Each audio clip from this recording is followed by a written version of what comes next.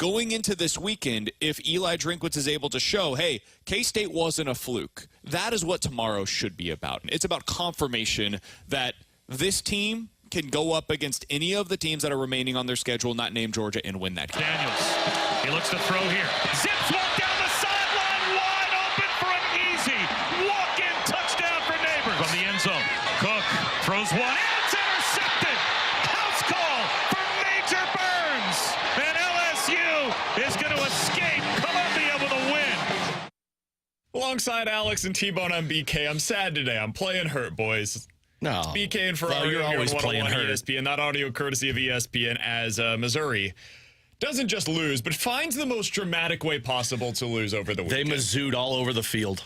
Alex, just when you get your hopes up that this year is going to be different, this time they can't hurt me. They go out there and it's not different, and they absolutely hurt me. Brady Cook looked mostly awesome. Yes, there were the 2 interceptions, including the pick 6 that you heard there. At that point, that was... You were just trying to heave-ho. You were going to lose no matter what, most likely. It hurt some of us on the spread. He didn't really heave-ho it that far. He heaved-hoed it 10 yards into the dude's chest. It was... But heave-ho it a little higher. First of all, fair. Second of all, he played great for the most part in that game on Saturday. They put up 39 points. He put up 400 yards. It's hard for me to blame him. He wasn't the problem in that game. Luther Burden was amazing once again. Cody Schrader performed really well. The offensive line was mostly fine. Here's the problem. Your defense gave up 42. And I know LSU's offense is amazing. And Jaden Daniels is bleeping awesome, dude. I don't know where he's at right now in the Heisman candidacy voting, but the dude should be top 3 at a minimum. He's incredible. You can't give up 42 and expect to win, man. You told me this defense was going to be as great as we have seen at Mizzou. T-Bone, am I correct in this? I was told this defense was incredible. It was the reason this team was going to be great this year. They don't have a pass rush. Maybe they should figure it out. The part that I underestimated was their inability to replace all of the edge rushers that they lost from a year ago. Isaiah McGuire was great for him. DJ McCollum, really good. They added other dudes via the transfer portal, and the blitzes were getting home because you had to put so much emphasis offensively on trying to chip and give help on Isaiah McGuire, who was a top 100 pick in the NFL draft. This year, they don't have a single dude coming off of the edge. Darius Robinson's fine, but he's a big body that wins with power. He's not winning any time with speed. Their other guy, Johnny Walker Jr., has been really solid this year. Guess what? The dude spit on another player and kicked another dude and got himself kicked out of the game. Spitting on another player is just wild. Come on, you know better than that one. So he gets kicked out midway through the third quarter. Ennis Rakestraw, one of your best corners who was playing amazing in the first half and looked totally inspired going into the game. I don't know where he was, but he didn't play but one snap in the fourth quarter. He spit on somebody too? No, I don't think so. So it's a tough loss, man. I will add this, though. Positive Pete, spin rate, coming at you. Everything Missouri wanted to accomplish this year is still on the table. This SEC East, not as good as a lot of people expected. Credit where it's due. Holy bleep, Georgia woke up over the weekend. Whoo, buddy. So much for that Kentucky pick. Yikes. Sorry if you guys followed that one. Hopefully you didn't. But everybody around the SEC East is pretty much like you except for Georgia. You can still finish in second. This upcoming game is every bit as big as the last one was. It's all still there on the table, but man, that one hurt. That one hurt. Yeah, I think I was most frustrated at how they ended the first half and came into the second half, because the way they ended that first half, LSU couldn't get anything going offensively. Every time they would try to, it would just be a 3 and out. They got the little bit of run game going and then just disappeared. Now, I understand that teams make adjustments at halftime, and when you've got Jaden Daniels, who is a really good quarterback, you're going to adjust. But it was very clear what the game plan was in the second half. Just run the ball. And Mizzou didn't have an answer for it. And then when they started heave-hoeing it downfield, the actual way to heave-hoe it downfield, they had it's like they had no answers on what LSU was trying to come up with, because all they needed was one stop. You get one stop, you put the momentum back on your side, and you're probably talking about Mizzou walking away with the victory there. But they couldn't do it. Every single time it was drive down the field. And by the end of that third quarter, you knew that Mizzou was just defeated. You knew it. You could tell from the players. When Johnny Walker got tossed, it's like, yeah, this one's going to be over for. You could feel it. The moment when I knew. Everybody's bringing up the second and one play call. Get out of here with that, man. People are mad about it because Missouri, and if you didn't watch the game, Missouri had a 2nd and 1 situation from the LSU 40-yard line. They decided to try for a deep ball. I have been critical of Eli Drinkwitz for 3 years now of him not being aggressive enough. He finally gets aggressive, and now people are getting upset with it. No, I don't have an issue with him throwing the ball there. Yes, I understand if you run it, you either force LSU to take their timeouts or you're running clock with 1:52 to go. I get it, totally. But that's a perfect opportunity to be able to try for a deep pass there. LSU's defense had not been good all day long. Burden had been mostly quiet in the second half. Let's try to get this right here. In worst case scenario, we got 2 more opportunities to get 1 yard. I had no issue whatsoever with the 2nd and 1 play call. The problem was, on 3rd and 1, your center forgot to snap the damn ball. And so instead of having 3rd and 1, you have 3rd and 6, which takes you out of a potential run it and run it again on 3rd and 4th and 1. Now you got to throw it on 3rd and 6. Your quarterback is drifting back because once again, the offensive line allows too much pressure. And now it's a strip sack. The ball goes 15 yards flinging in the other direction, and it's 4th and 32. There's your problem. There's your ball game. That was where they lost it. One other spot that I hated what Eli Drinkwitz did, speaking of getting conservative, first drive of the second half. Yep. You have an opportunity with a 3rd and 5 and then a 4th and 4, or excuse me, 3rd and 4, 4th and 4, LSU 27-yard line. You settle for a 45-yard field goal. Alex, we talked about this on Thursday, I think it was. This is not a game where you can settle for threes. If you start settling for 3 points against LSU, you're going to lose because this offense will not stop. They will find a way to get things going. Jaden Daniels is too good to be held down for the entirety of the game. Even if you feel like you're in a good spot, you're not. They are going to continue attacking your secondary, and they will find ways to beat you. While Missouri settles for a field goal there, they end up missing it. This is not me playing the results. I felt the same way whenever the play was actually drawn up. They decide to settle for a field goal.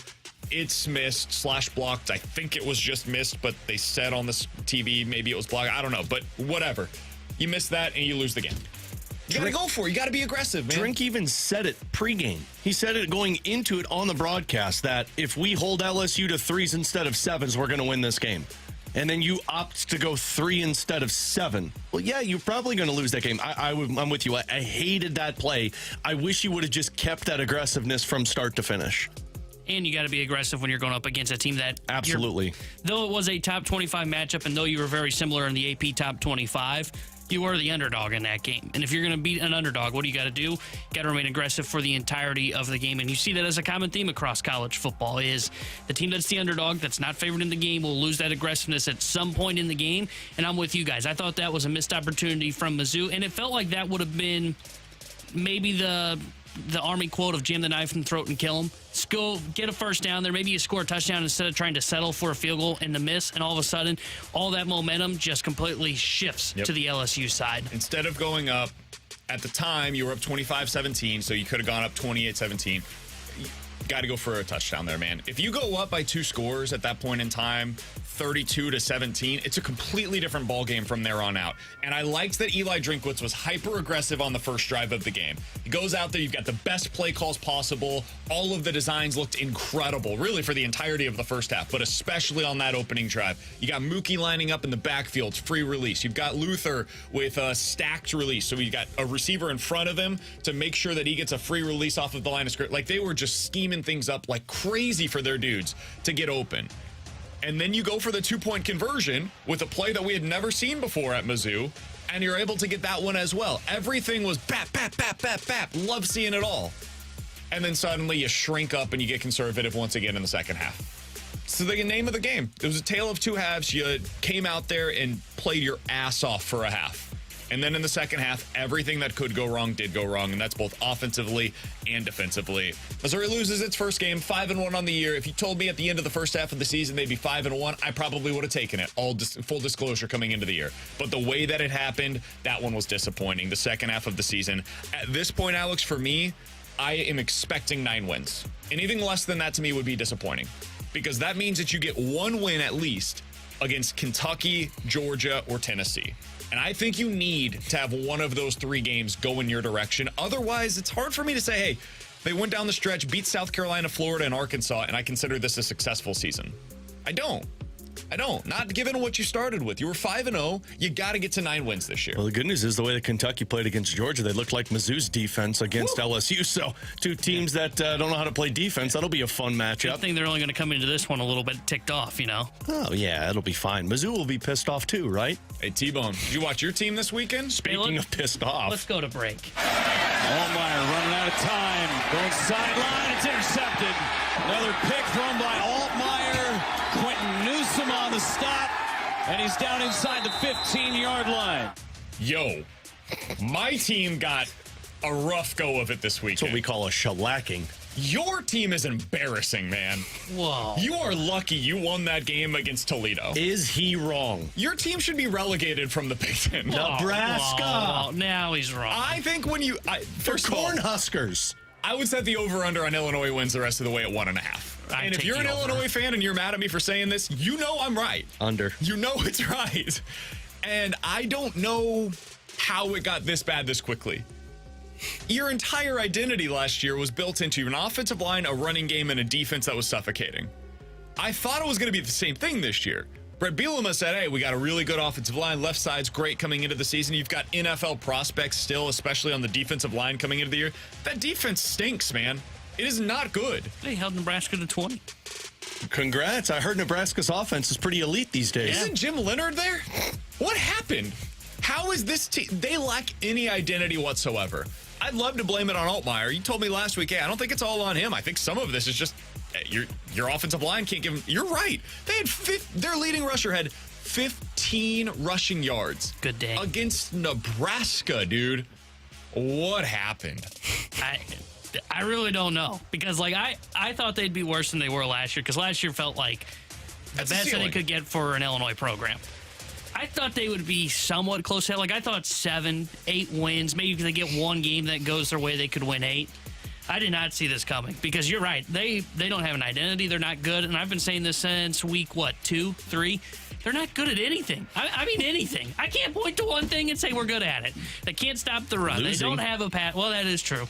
They don't have a pass rush. Defensively, they're not good all around. Offensively, they can't run the damn football, which is the Brett Bielema special. They can't pass block either, so Altmaier has no time. Like, they're not good at anything. great. Like, as much as I want to push back and laugh at the notion of over under 1.5 wins down the stretch, I can absolutely see it, and that's what's sad about it. I mean, the over-under might be 1. I think they win at least 2 more down the stretch, but I don't know. they're not going to be a bowl team. Like this was the game. A bowl team. Hey, you don't got to yell. Everybody makes a bowl. At what point did you think they were going to be a 4-2 down bowl the team? stretch. Yeah.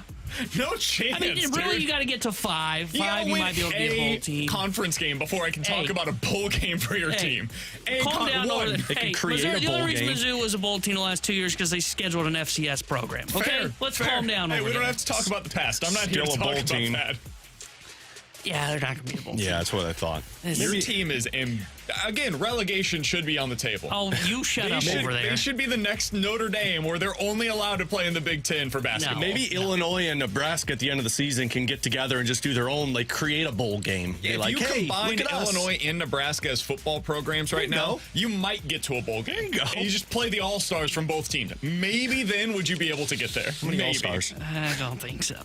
I don't think Be we'd loaded up with Nebraska players. Is there concern for you that this is a long-standing problem with Bielema? Or Yeah, do you feel like it might be a one-off? Because I know how you are with the basketball team where you're like, I hate my coach, Brad Underwood, fire him. He had one relatively disappointing season. Get rid of him.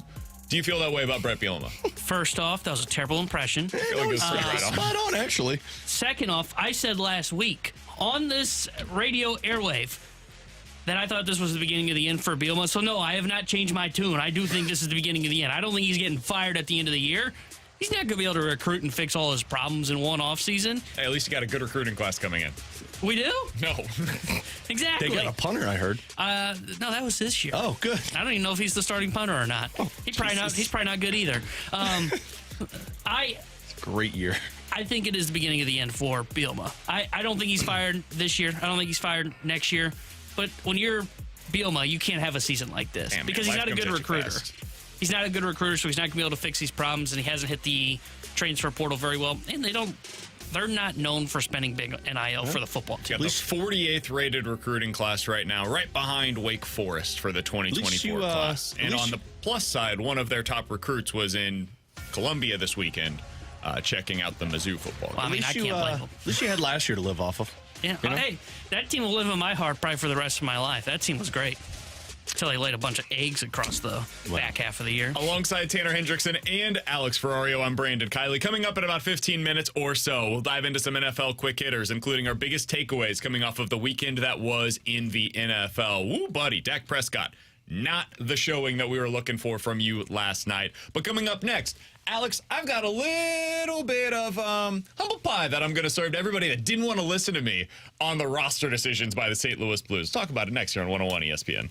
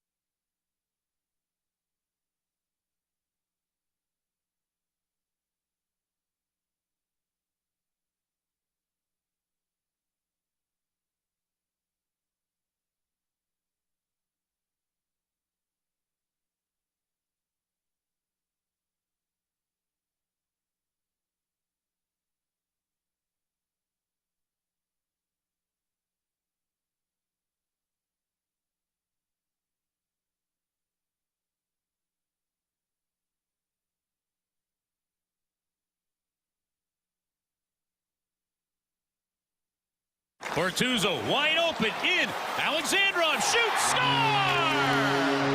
Nikita Alexandrov came from the bench. Bortuzzo found him, and Alexandrov skates it in and scores. Power play Fighting Blues. He's got skill. We all know that. And again, I thought he had a good game. He was strong on pucks. He skated well.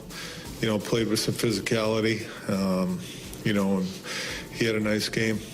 Alongside Alex Ferrario and Tanner Hendrickson, I'm Brandon Kiley. That's what it sounded like over the weekend as Nikita Alexandrov scores a goal in the Blues' final preseason game. And since then, Alex, the Blues have made their roster choices. They decided to go the roster management side of things, the asset management side of things, if you will.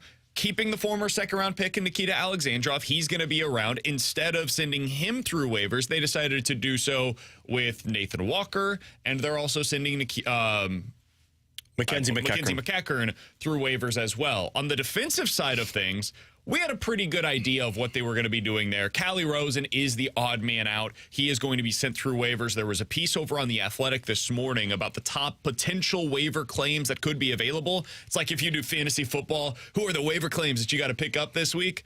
The headliner was Calle Rosen, which is just our best kiss. defenseman. Plus 19 and 8 goals last year. Yeah. Alex, what stood out to you about the decisions that the Blues made when it came to their roster? You said it. It's asset management. I mean, Nikita Alexandrov, who Berube said that he kind of won the spot over Walker and McEachern in that Dallas game, the last road game of the preseason, which I guess would have been, last Wednesday. And then he backed it up with that goal in the way that he played Saturday against the Blackhawks. So he, in my opinion, was the better of the three throughout preseason, which seems odd to say because up until that Dallas game, you really didn't get much from Alexandrov on the fourth line. But that on top of being a second-round draft pick. And look, I still think you could have snuck him through waivers. It's just rare that teams pick up players and claim them off of waivers, especially on one-way deals. But there's a chance. And a second-round draft pick, a centerman who you're, I would imagine, projecting to be a fourth-line centerman for you in the future, you don't want to lose that over keeping a Nathan Walker, who had a good camp as well, or a Mackenzie McEachern. So the forward kind of made sense, although I do know how much those players love Nathan Walker. It comes down to who are you going to lose through waivers, and you might be easier to sneak Nathan Walker through than Alexandrov. And then on the defensive side, Calle Rosen, I mean, I'm a little surprised that it went this way because, again, I think Tyler Tucker could have made it through waivers, but the way that Craig Berube likes to utilize his defensemen, he likes to have role players in certain matchups, and I think Tyler Tucker plays a role that Calle Rosen can't play. Scott Perunovich plays what Calle Rosen does. Yeah, it's the penalty kill stuff. And it's dealing with teams that are annoying in front of the net. If we're being honest, I think the decision was actually Robert Bortuzzo or Calle Rosen. Because if you're looking at the way that they're going into the first game, it certainly appears as if Tyler Tucker is going to be one of their starting defensemen. Yep. He's going to be that sixth guy in there right now. They appear to have decided on Robert Bortuzzo as the eighth guy, the depth piece. And if that's the decision, it's a no contest. Robert Bortuzzo, A, is a good personality to have inside of that locker room. B, can play in that penalty kill role, can go out there every, 3 games and give you an opportunity. He's the exact type of guy that you want in that depth defenseman role. That's just not who Calle Rosen is. Calle Rosen is the guy that has the good shot that can help you on the power play. And this is not a team that needs as much help in that regard as they do with a stay-at-home defense. Calle Rosen's Scott Perunovich. And now that Scott Perunovich would have to clear waivers and he had a decent camp, you're going to keep him there. And I do think if you look at how they play teams, it's going to be kind of a platoon spot, which I know people in St. Louis love that idea. But when you take on the Dallas Stars, for instance, and Jamie Benn is going to be one of those guys terrorizing the front of the net, or Minnesota with Marcus Foligno, Tyler Tucker is going to be in that game 9 times out of 10. But when you take on Seattle on Saturday, a team that likes to move the puck more and a team that's going to be offensively inclined, well, you're going to want better puck movers. And that's a game that Scott Perunovich is probably going to play in. So this is the decision that they came to on both sides. And frankly, I think it's smart decisions to keep the growth of these two players. Yeah, so much of this is just about age. Absolutely. Nathan Walker's 28 years old. He's going to be 29 this year. These guys are all a part of your team next year. Nikita Alexandrov is 23. Yeah. Tyler Tucker is 23 years old. You're going to keep a 30-year-old Calle Rosen over him? I never thought that made sense. Yeah. Now, if you want to talk about, what about Robert Bortuzzo, though? Robert Bortuzzo's 34. He's probably not a part of this team's future beyond this upcoming year. Sure, we can have a conversation there, but I think it is a lot easier to convince yourself, hey, Robert Bortuzzo should be kept on this team over a guy like Calle Rosen. if this team ends up losing games this year because they decided to move on from Callie Rosen, then this team wasn't good enough to be able to win significant games anyways. And then you also would have wanted to keep the younger guys because you're talking about the future again. Right. Speaking of the future, Dom. Did you mean to say Dom when you did that? Yeah, our guy Dom put out new projections. Oh, for good. The Blues. The analytics are backing another piece. So, you know Dom over at The Athletic, not a big fan of the St. Louis Blues. Has been low on them each of the past 2 seasons, if we're being totally honest. He was right about the Blues heading into last year. Alex, we think he's wrong going into this year. He's got them projected at 80 points, which would be a bottom 5 team in the NHL. According to his numbers, and it's just an algorithm, the games are played on the ice. They are won and lost with blood, sweat, and tears. Are you saying that, or do you mean that? I actually do believe it. I do think sometimes we get too much into the numbers, myself included. Okay. And so I do think, like, there was a tone there. Hey, man, if this team goes out there, I'm way higher on the offense than what the Athletics numbers seem to suggest. I think Verona could be a 30-goal scorer this year. But he says 76% of the time, according to his metrics, the Blues finish in the bottom 10 in the NHL. They're a top 10 selecting team once again in 2024. Alex, what I wanted to ask you about is flipping the conversation, because I know you're very optimistic about the team. I think there's reason to believe that you should be optimistic about the team. No, it's not because the Blues pay me. They don't pay me. If I told you right now, hey, Dom's right the way that he was right last year. They finish in the bottom 10. They're selecting top 10 again in the 2024 NHL draft. What does that mean? You failed on roster construction. You failed on players that you bet on that were going to take you out of the cellar. And I know it sounds aggressive, but it means you made the wrong choices on putting all of the money towards Jordan Kyrou and Robert Thomas. These are the guys that are supposed to carry you out of this cellar. That's why you moved on from Perron and Ryan O'Reilly, because these were the next wave. It means you failed on the decision in terms of the contracts that you handed out to Nick Leddy to keep him on board with this core of defensemen.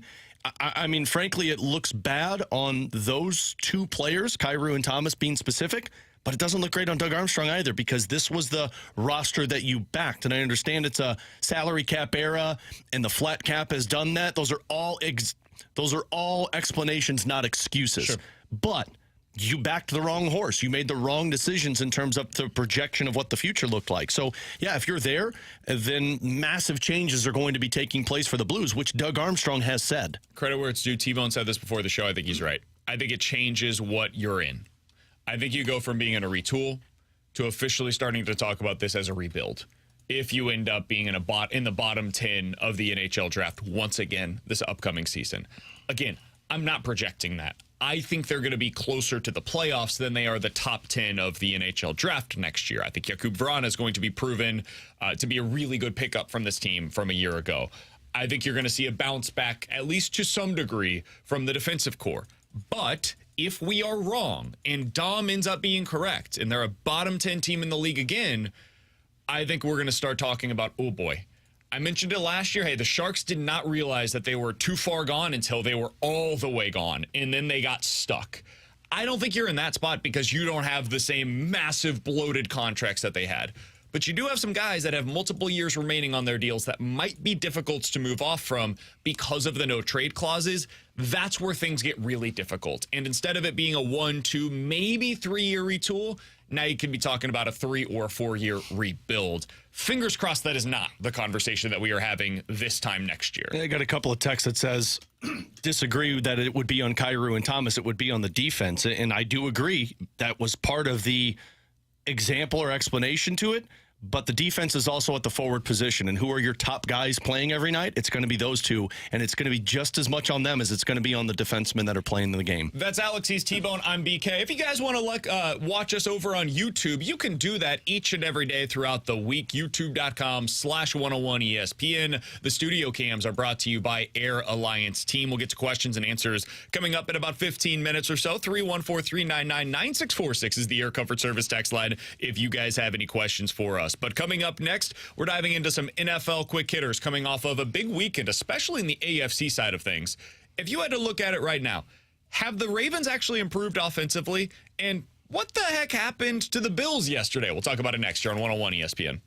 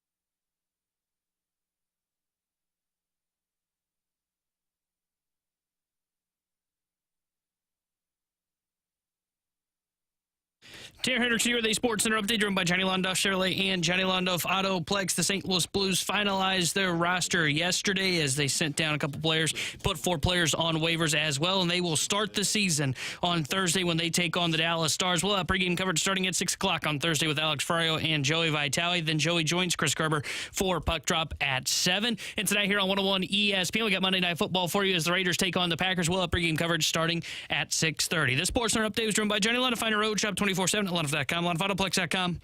Are you kidding me?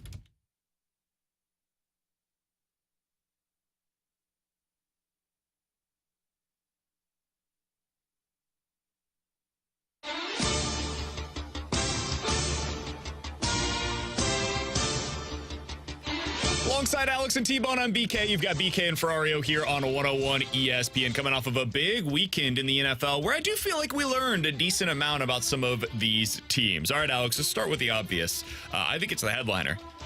Is it over for New England, and specifically for Bill Belichick?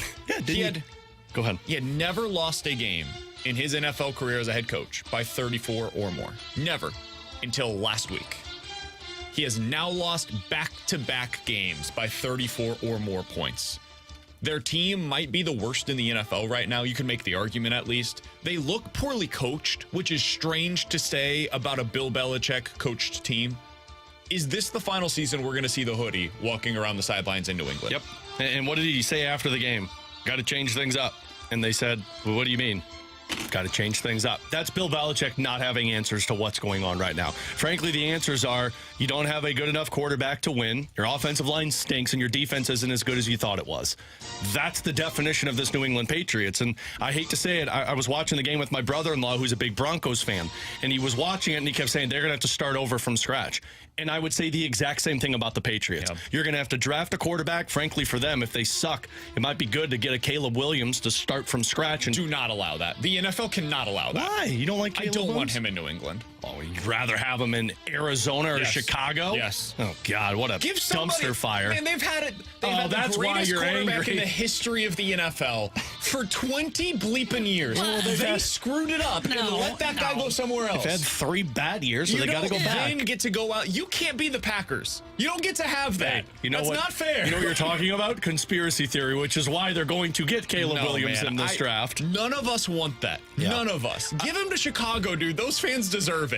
They've been so through all of the crap. I don't think he's going to retire, but They're leading passers like Jay Cutler in the history of the franchise. Give them something. give Justin Fields They're a little so bit. poorly run, they don't deserve it. Yeah, that place is a dumpster fire, more so than New Have you looked England. at the New England Patriots? It's only been poorly run for 3 years. 5 years. Oh, sorry. The end of the Brady era was abysmal. They did him dirty. That team is one of the more untalented rosters in the entire league. Every time they've had a first-round pick and they've had 0 weapons on offense, they say, well, let's take a linebacker. Let's take a quarterback. Most important that always position in works. football. So I don't think he's gone. I think he is, and I think he's going to the Chargers. I think it's happening. I think they're No going more to promote hoodies, though. Gerard Mayo. No more hoodies, though. You can wear it on the sidelines. It's hot over there, man. It's warm. You know, it's the partially opened air thing that they've got going in LA, which is why they have Nice breeze. lightning delays there. If Bill's done, I think he retires. I don't. I don't think he's either. coaching. I think he wants to be the winningest coach in the history of the NFL, and I think he knows he can't do it in New England.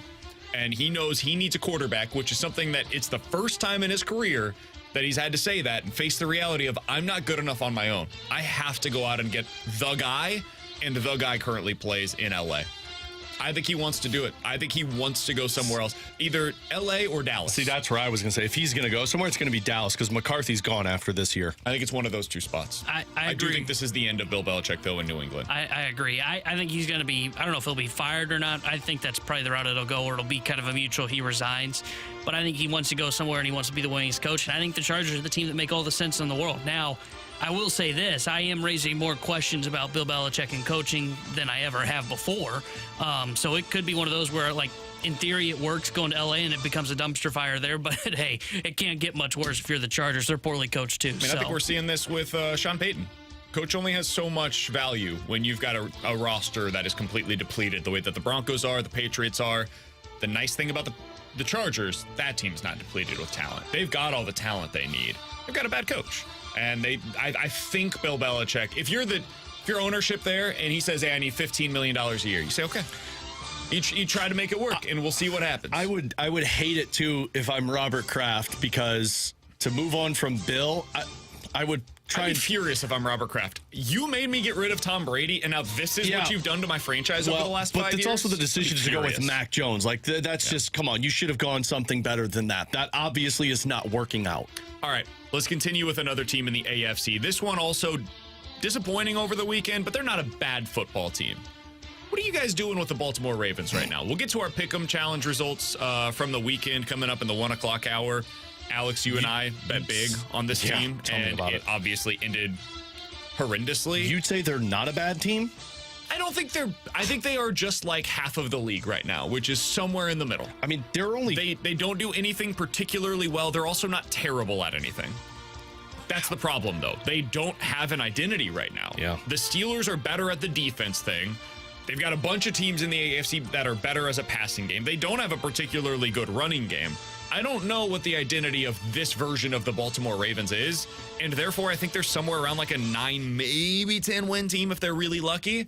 I put them right into the same category as half of the AFC. Yeah, I'm with you. They don't have an identity because they thought it was their defense, and their defense hasn't been that great. They thought it was their offense, but their offense can't stay healthy.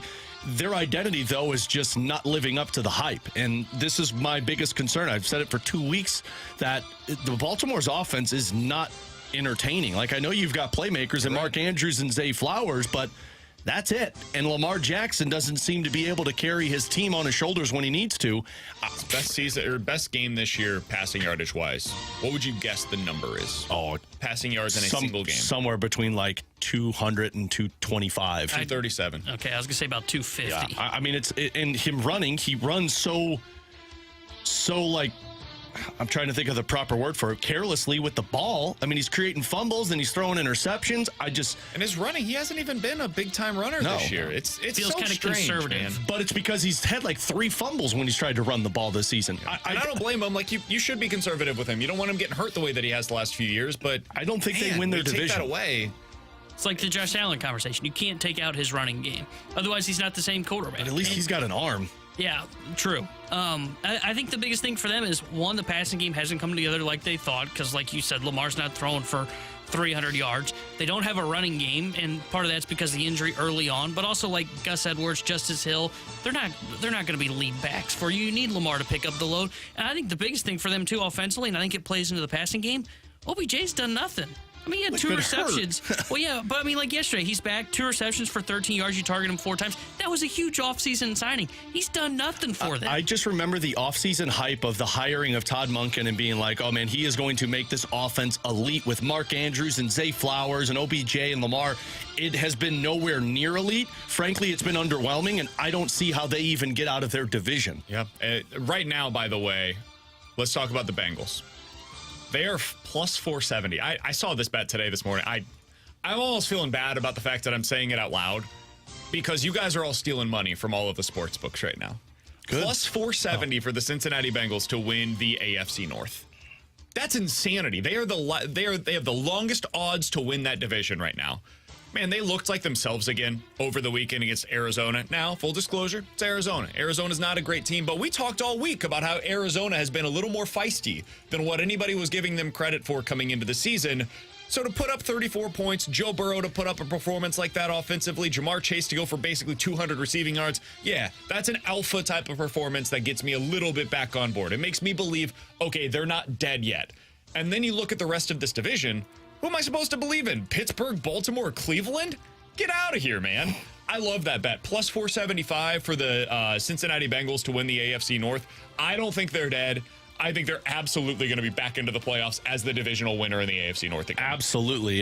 They're going to be the winners in that AFC North, which is why I'm so skeptical in the Ravens, because, frankly, we just saw the Steelers are better than the Ravens right now. So, I would take that bet and put as much money down as possible with it, because I think this past What's your week... kids' future college fund? There's not much in there, so they're going to have student loans like Daddy and Mommy do. There's going to be a lot more in there after they win the North. No, probably not. But seriously, though, this was the sleeping giant game for them, to where I think they woke up and now they're going to start running with it. And I think the most encouraging part about it was, one, Burrow was taken off the injury report with the calf, and he looked more mobile.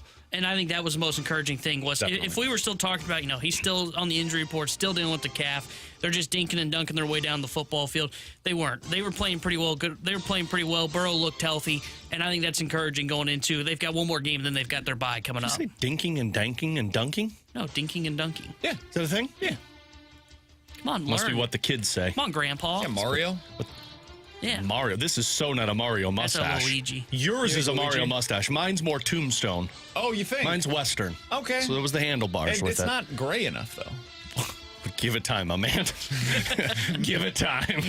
The third kid. By the time you get kid number 3, it's coming. The gray's down here on my chin, which is why it stays shaved all the time. This is still luscious. This still looks like I'm 27. Our baby boy has his first cold right now. I think I'm going to have gray hair by the time that we get done with this cold. Like 2 weeks from now, you'll see me walking in.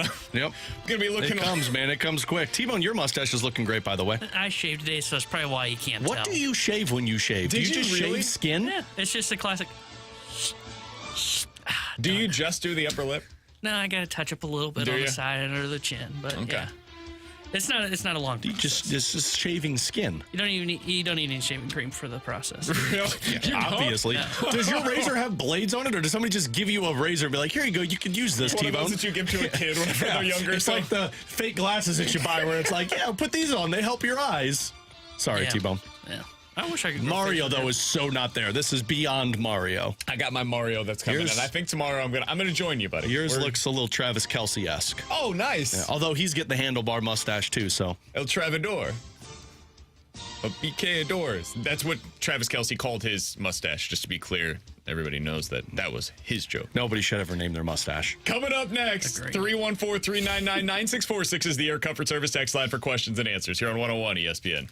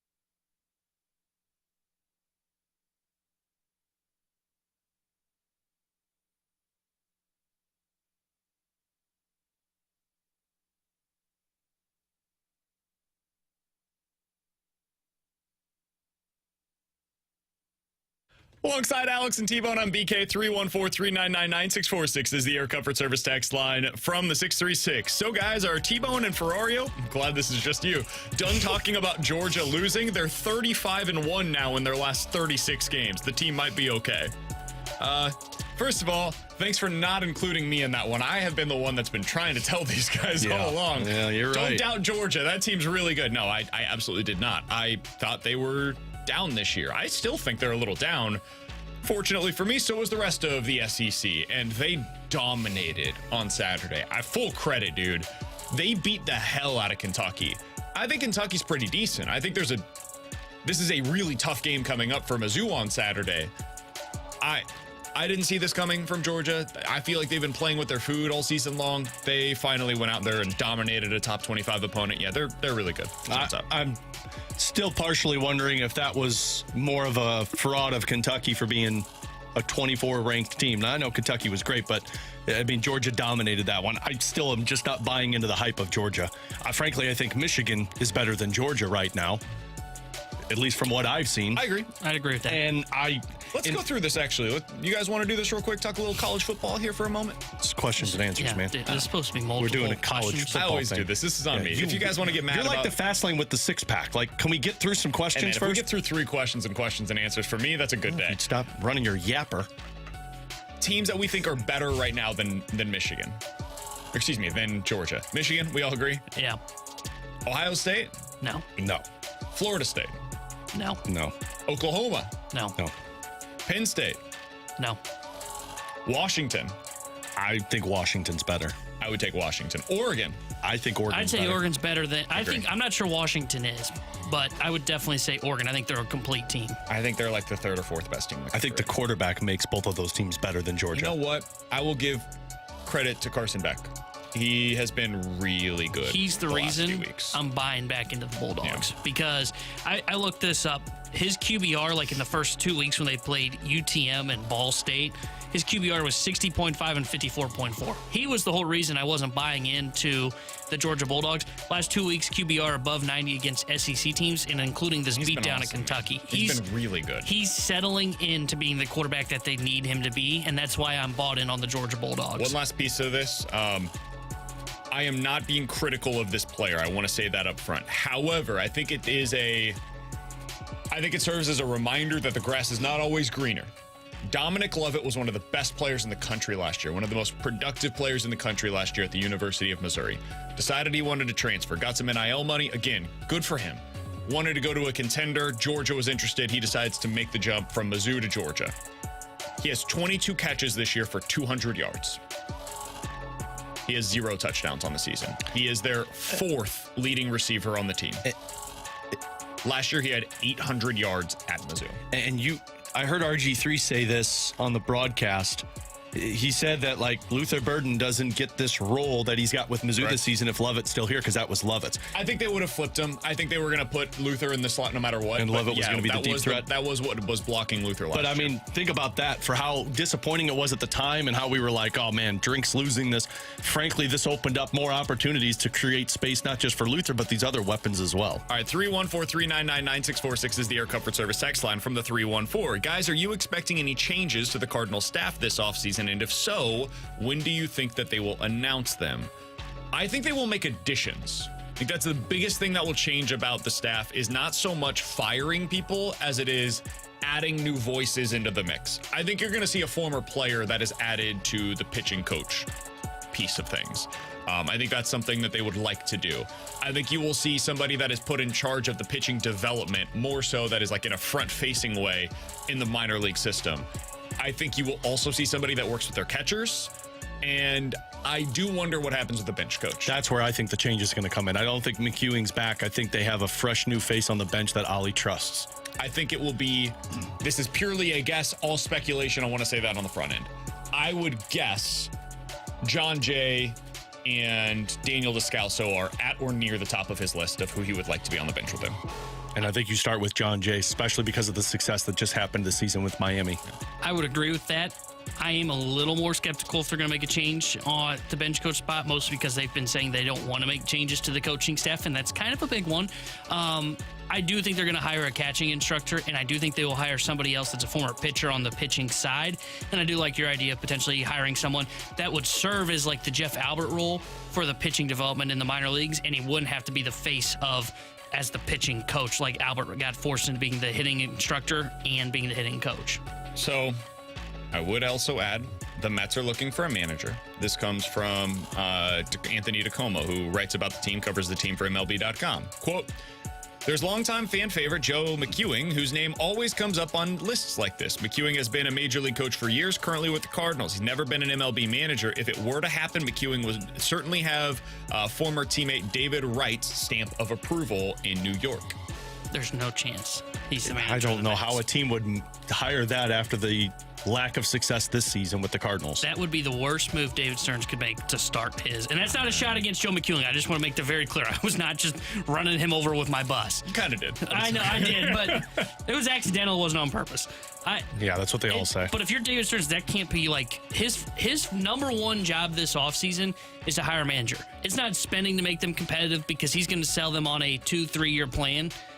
If Joe McEwing says hire, maybe it ends up working out, but he will be crushed in New York and will already start on a negative note. Yeah, I think if you're Stearns, you got to go a recent former player, like a new manager to bring in, because you just did the Buck Showalter experience and it didn't work. I think you got to go a fresh face who hasn't been there before. Just hire Carlos Beltran, Yep. man. Somebody's going to do it. By the way, if Beltran wants to get back into baseball and he's willing to come here we because got a bench nobody else coach is hiring opportunity. him as a manager, dude, I would love to see Beltran on the bench this upcoming year as the bench coach for the Cardinals. I don't know if he has any relationship with Ollie, but if not, the two should get on the phone together because Carlos Beltran is a fantastic baseball guy. I understand stuff went wrong for him down in Houston, and he deserves all of the criticism for that he's been getting.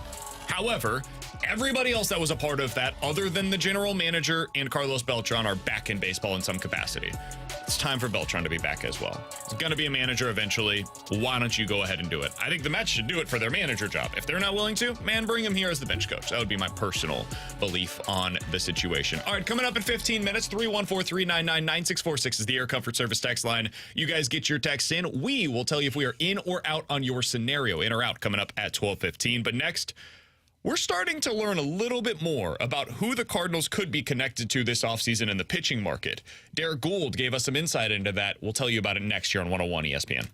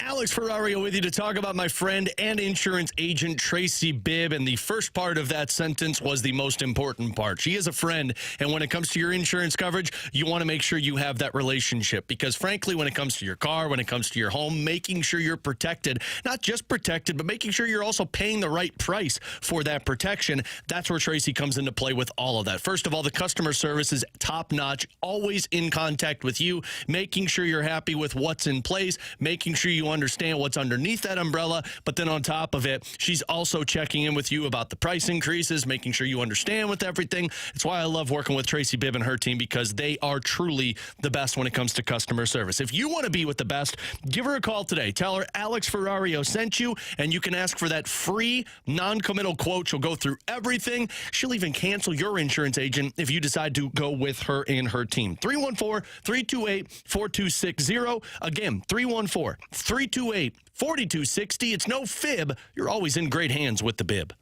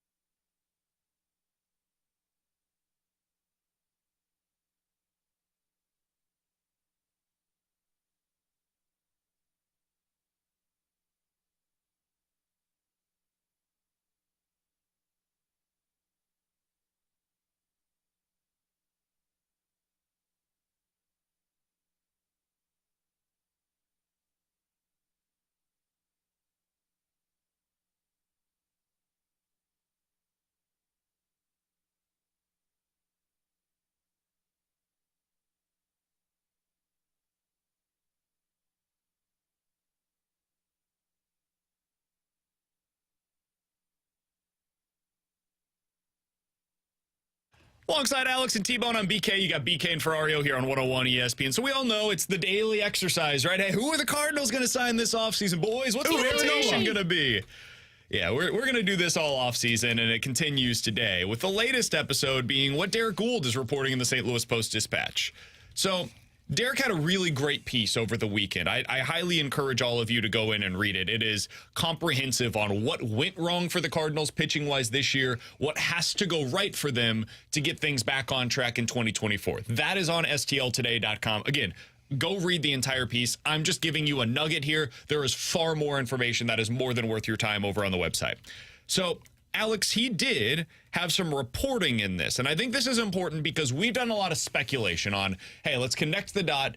Who is available that makes sense for the Cardinals based on what the Cardinals are trying to accomplish this offseason? What Gould is now doing is saying, okay, I've connected those dots as well. Let me ask around the organization to find out what people inside of the organization are saying. He has previously reported, and we knew this from the outside looking in. I'm not taking away from Derek, but we have heard the same things. Sonny Gray, Aaron Nola, those are two guys that the Cardinals will target this offseason.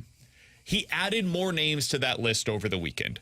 He said that Blake Snell is somebody that the Cardinals are likely to be interested in. We'll see where it ends up going in terms of the price. He said there's always been a little bit of an interest in a potential reunion with Jordan Montgomery. It remains to be seen if that interest is reciprocated on Montgomery's side. Then he talked about the international free agent market. He specifically mentioned Yamamoto as a player that the Cardinals are interested in, have a business relationship with his team, and will explore that market as we get there going into the offseason. He did also bring up one other player that we have not discussed from Japan as well. It's a closer from Japan named Yuki Matsui. He's a very good pitcher over there. I think he's 30 years old, if I'm not mistaken.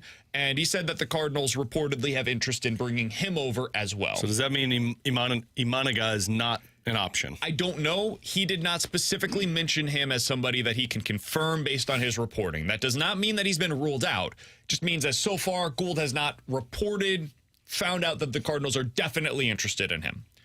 The trade options that, according to Derek Gould's reporting, the Cardinals are interested in. Tyler Glasnow of the Rays, 1 year, $25 million left on his contract.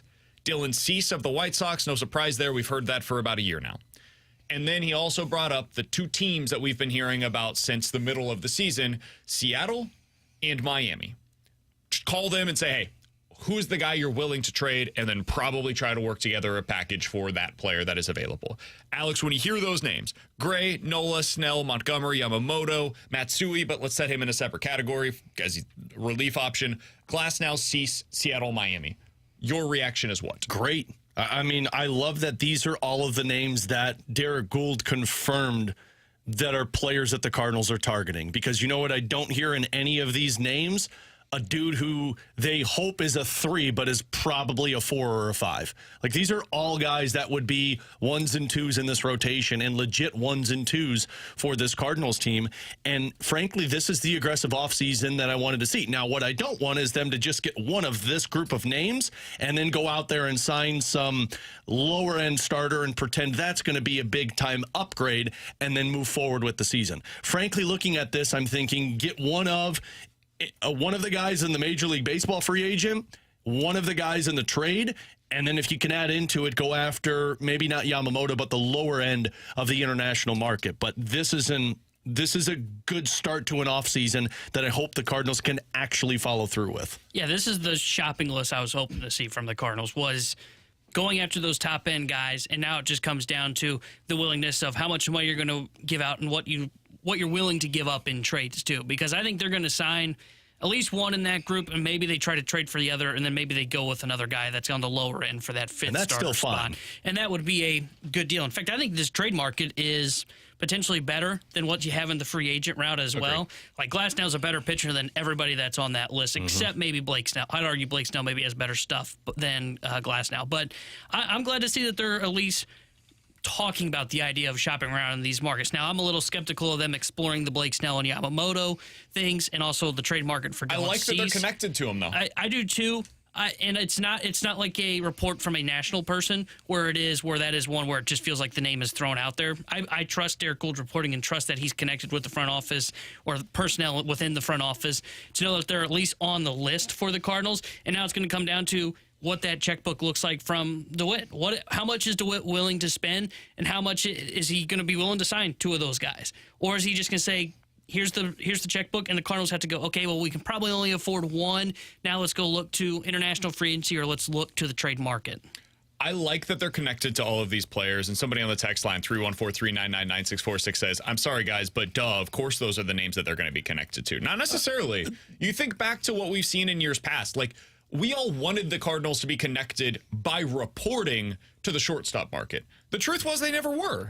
The truth was the Cardinals said to everybody that would listen, we like our options. We think that we can get through a season with some combination of Tommy Edman and Paul DeJong, and we believe that long-term, Mason Wynn is our shortstop of the future. So why would we go out there and sign Carlos Correa, Trey Turner, whoever the shortstop was that you backed it in either of the last 2 markets? This shows that they feel the same level of aggression that you want them to. When they are connected to these names, this means that they have real, legitimate, tangible interest in the top of the pitching market.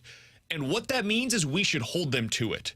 It means that if they don't acquire one of these guys, it is because they balked at the prices, and that means they didn't adjust their model after a season showed them they have to adjust their model for paying these pitchers.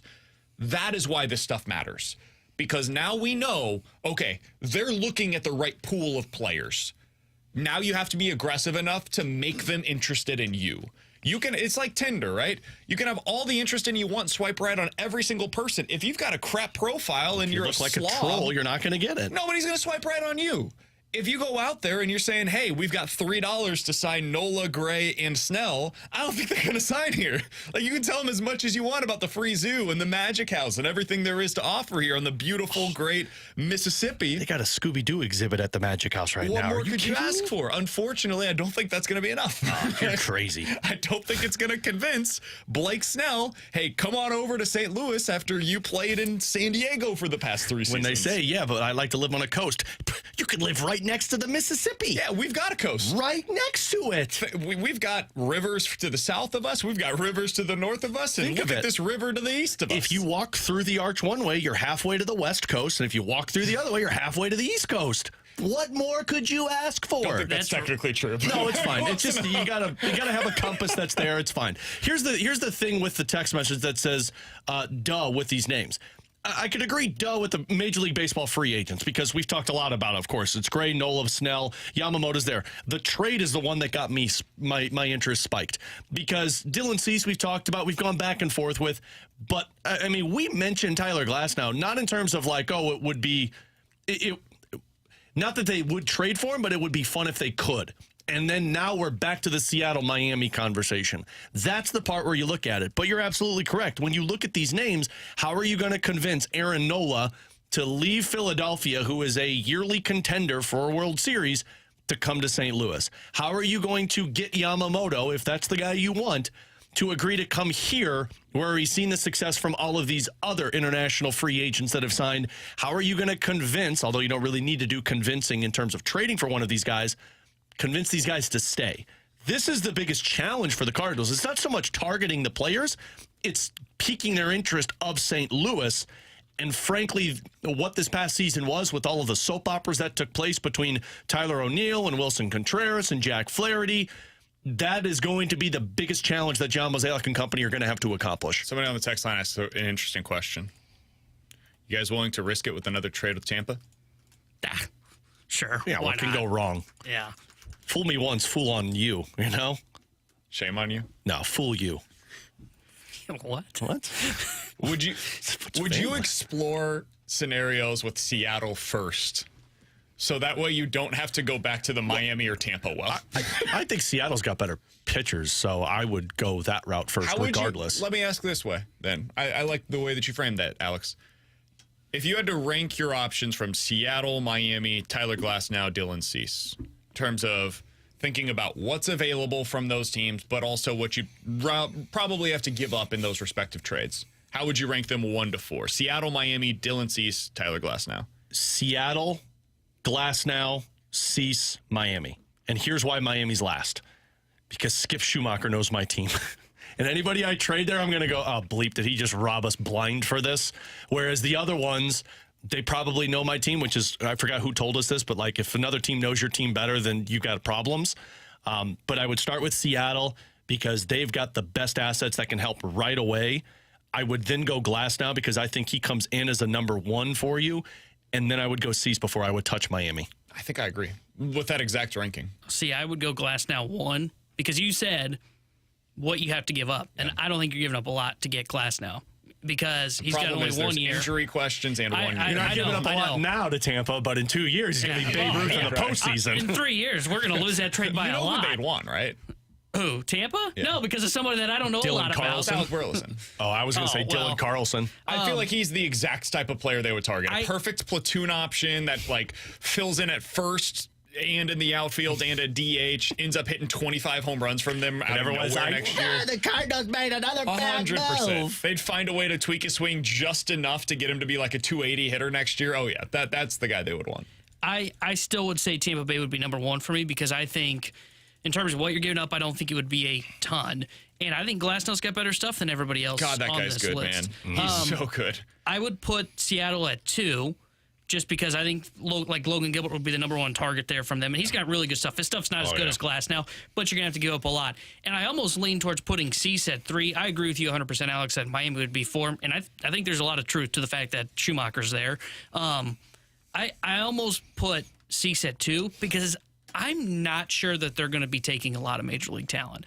I think they're going to be looking for more prospect packages than anything because they're about to enter a rebuild on top of a rebuild, and they're not going to need major league talent. What they're going to be looking to do is just gain as many prospects as possible. The nice thing for the Cardinals is that they've got some of those guys now. Like Ivan Herrera is somebody that if you wanted to include him in one of these packages, I think has real value across Major League Baseball. Especially in Chicago. Had a really good season as a hitter this year and has apparently taken his game to the next level when it comes to what he's doing defensively behind the plate. I don't think he's a plus defender, but he could be adequate for somebody. That has value around Major League Baseball.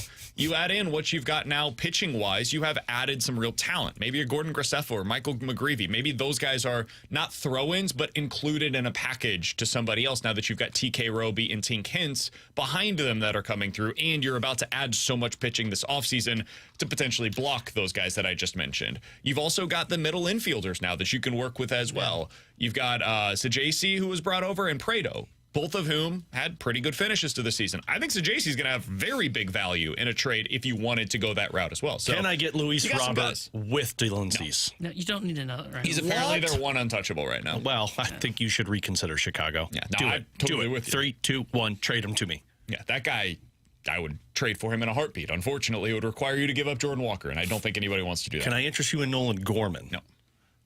Well, Chicago. Gorman's the starting point for Cease. Chicago, you By need the to. way. Oh.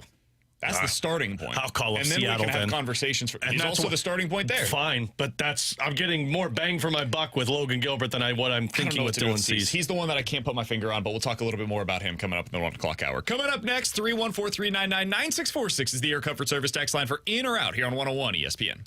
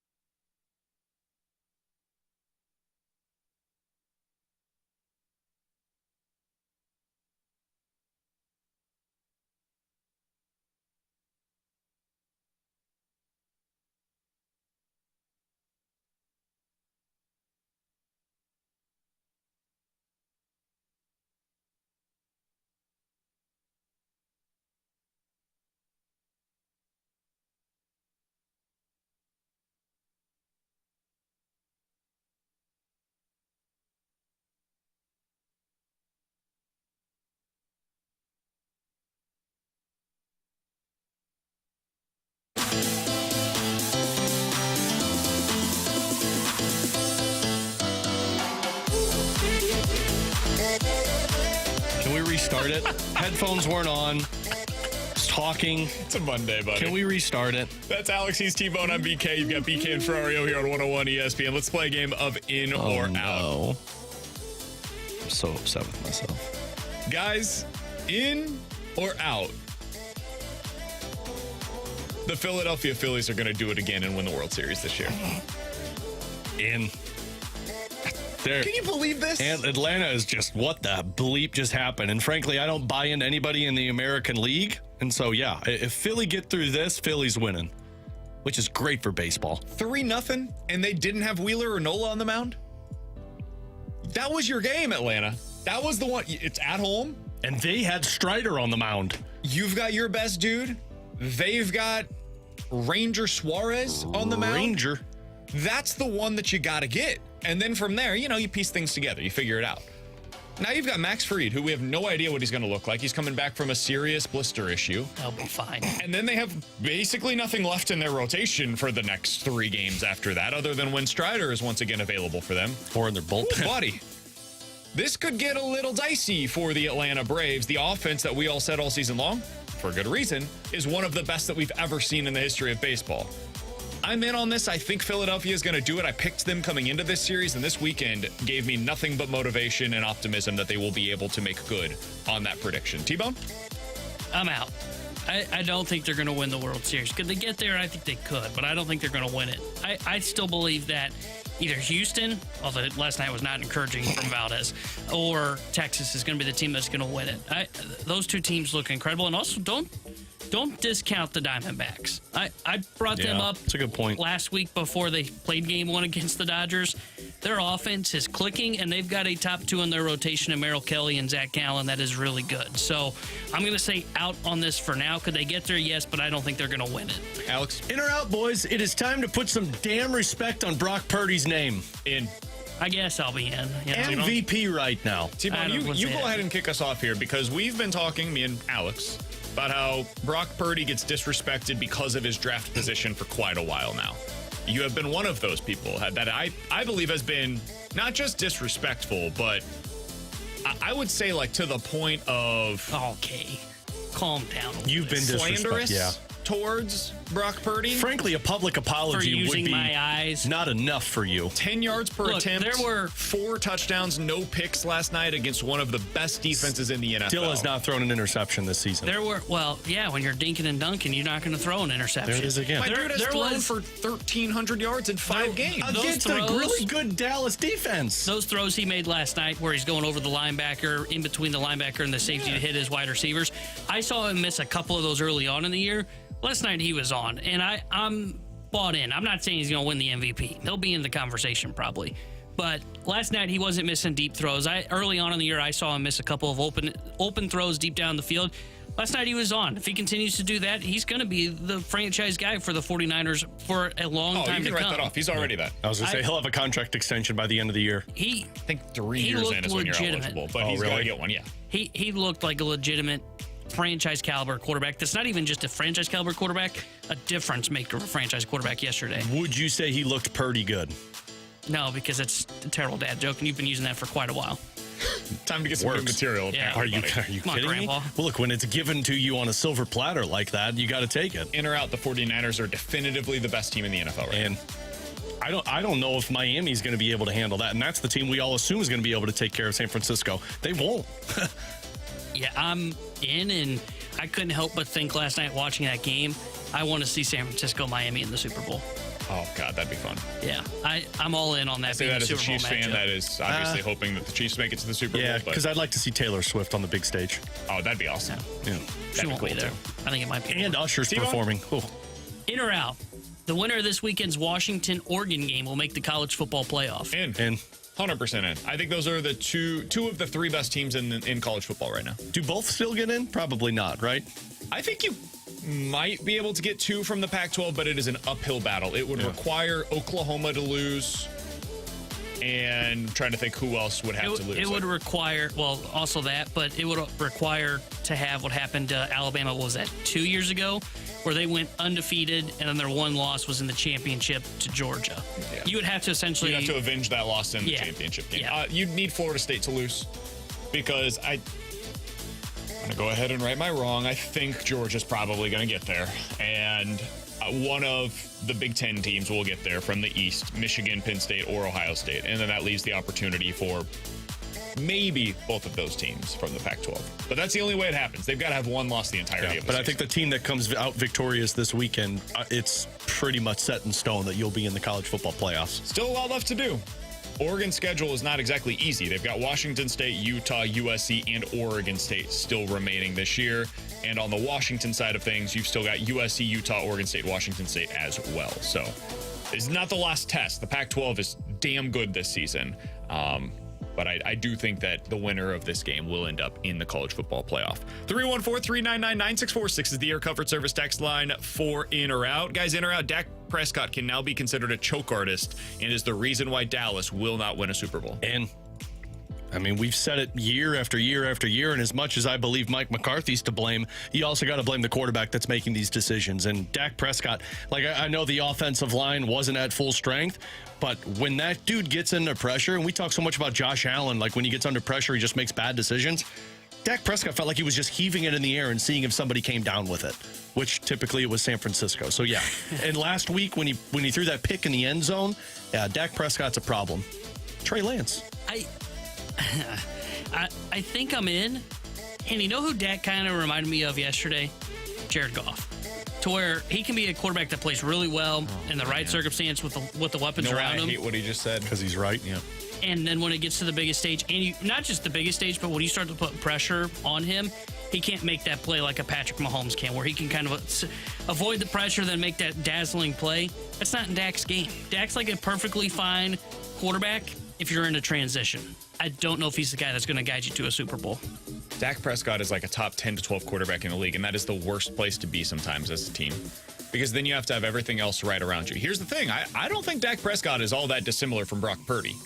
I think one of the big differences between, like, if you flipped Dak Prescott and Brock Purdy last night, you just flipped their gear, right? One plays quarterback for the other team, the other vice versa. I think the same team wins. And I think it looks pretty similar to the way that it did last night. I think they're not all that dissimilar in talent.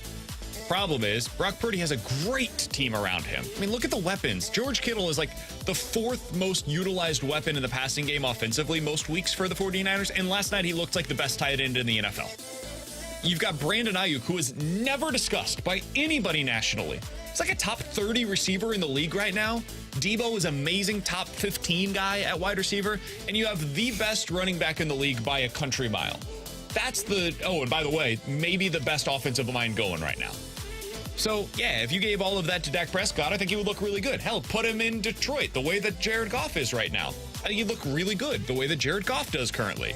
But you need everything around you to be going well. Their offensive line is going to pieces right now. It's a lot of injuries going on.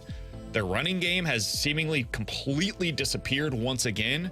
And they have one pass catcher that you can trust, and it's CeeDee Lamb. Yeah, I heard him talk yesterday about Brandon Cooks and how this guy needs to start making his money worth because he just is he's 9 catches on the season. And they've been using him like in jet sweeps, and that's it. And it's like, that's not what you paid him for. Here's the thing, though. If I'm starting a team, I'm picking Brock Purdy and Jared Goff over Dak Prescott any day of the week. Yeah, I mean, Jared Goff, I'd feel a little uncomfortable with. I'd take Brock Purdy in a heartbeat because at least I know those guys, when you get into a bad spot, they make a play. Dak Prescott's not.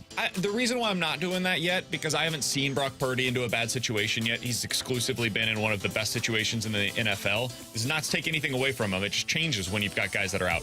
And with Jared Goff, we were saying the same thing about him 2 years ago. Everybody was talking about this Dallas Cowboys defense coming into the season of how great they're going to be now that they've got Lamb. Not the offense. No, I'm sorry, the offense. I didn't mean to say defense there. When you talked about CeeDee Lamb, when you talked about Cooks and Pollard and how McCarthy was calling all the plays. We were wrong. I think we were wrong because the quarterback's not good. And I would go we're wrong because this supporting cast isn't as good as we expected. And the coach, who we all had questions about, has not helped them. Yeah. Mike McCarthy has he has been a net negative so far this season. And he's on his way to being fired because the goal this season is not to win 12 games. It's to win the Super Bowl in Dallas. And they're going to potentially do neither of those two things, in part because of him. I would say it's a blend of all those things. I don't know if I would point to one. Like, I think Dak's got to be better. He's underperformed, I think, for most of the season. And I think the offensive weapons aren't as good as we thought. I thought Brandon Cooks was going to have a huge year in this Dallas system. And then like McCarthy, like that one we always knew, but I think it's a blend of all three. And when all three blend together, they make one big issue for the Dallas Cowboys. That's T-Bone. He's Alex. I'm BK. You've got BK and Ferrario here on 101 ESPN. If you guys want to check us out on YouTube, you can do exactly that each and every day from 11 to 2 and really all day long here on the station. 101 ESPN STL is where you go to find us. We are presented by, on the studio cams, Air Alliance Team. Coming up next, here's a question for you guys. Who is currently the fourth best team in the AFC? I think everybody would agree. Miami, Buffalo, Kansas City, in some order, are the three best currently in the AFC. Who would you have at number 4? We'll talk about it next year on 101 ESPN.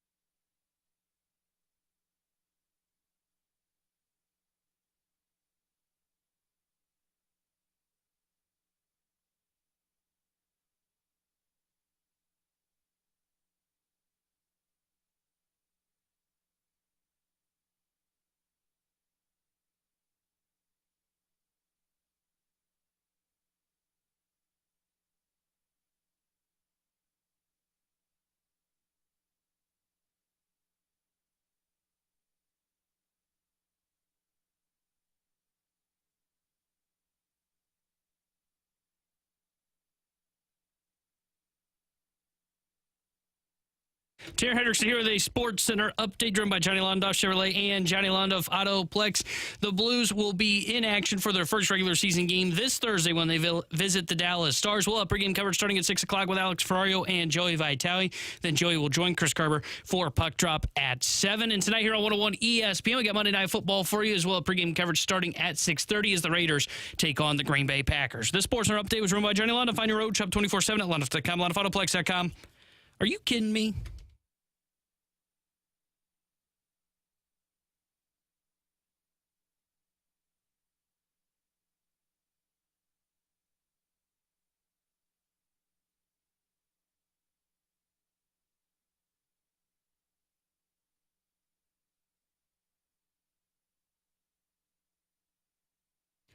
Alongside Alex and T-Bone, I'm BK. All right, let's get back into the NFL, boys, because I've got a big picture question in the AFC. I think everybody would generally agree. In some order, Miami, Buffalo, Kansas City. Those are the three best teams so far in the AFC. I think the NFC is not all that hard to figure out. You got San Francisco, Philly, and then everybody else is somewhere behind them. You could put Detroit maybe in that category. I would have them as the third best team, and then probably Dallas as 4. But the AFC I find to be more interesting because we thought there were going to be like 7 or 8 teams battling to be in contention with the 3 that I mentioned, and most of them have fallen well short of those expectations. Alex, as of today, who would you have as the 4th best team in the AFC? Cincinnati. And it's an easy decision for me because I don't see any of these other teams that have been impressive enough. And I understand, well, the Cincinnati Bengals have been the least impressive out of many teams in the AFC. Agreed, wholeheartedly. But I know the talent is there. And on the other side of things, I'm not sure I can say that. Like, the Chargers have all the talent in the world, but I don't trust their coach. The Baltimore Ravens have a lot of talent, but I don't trust their quarterback or their offensive coordinator. And then you go to the AFC South. Jacksonville hasn't been anything to sit there and act like that's the 4th best team. In one game, I saw the eliteness of the Cincinnati Bengals in terms of Burrow being healthy, Jamar Chase being open. He told us that, like 7-11. And frankly, they've got all of the weapons offensively. So, yeah, I would say Cincinnati.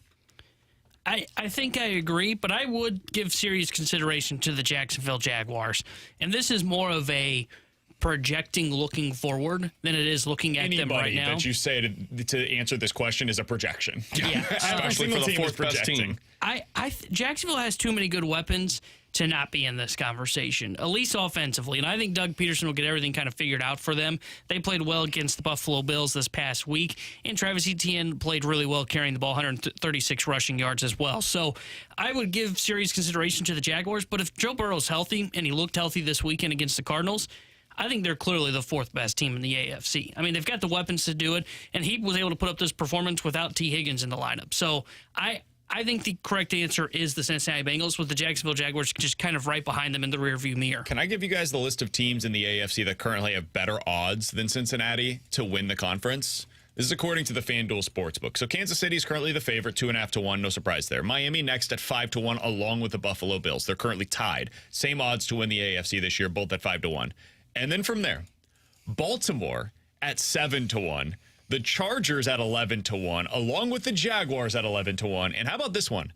The Cleveland Browns have better odds currently to win the AFC than the Cincinnati Bengals.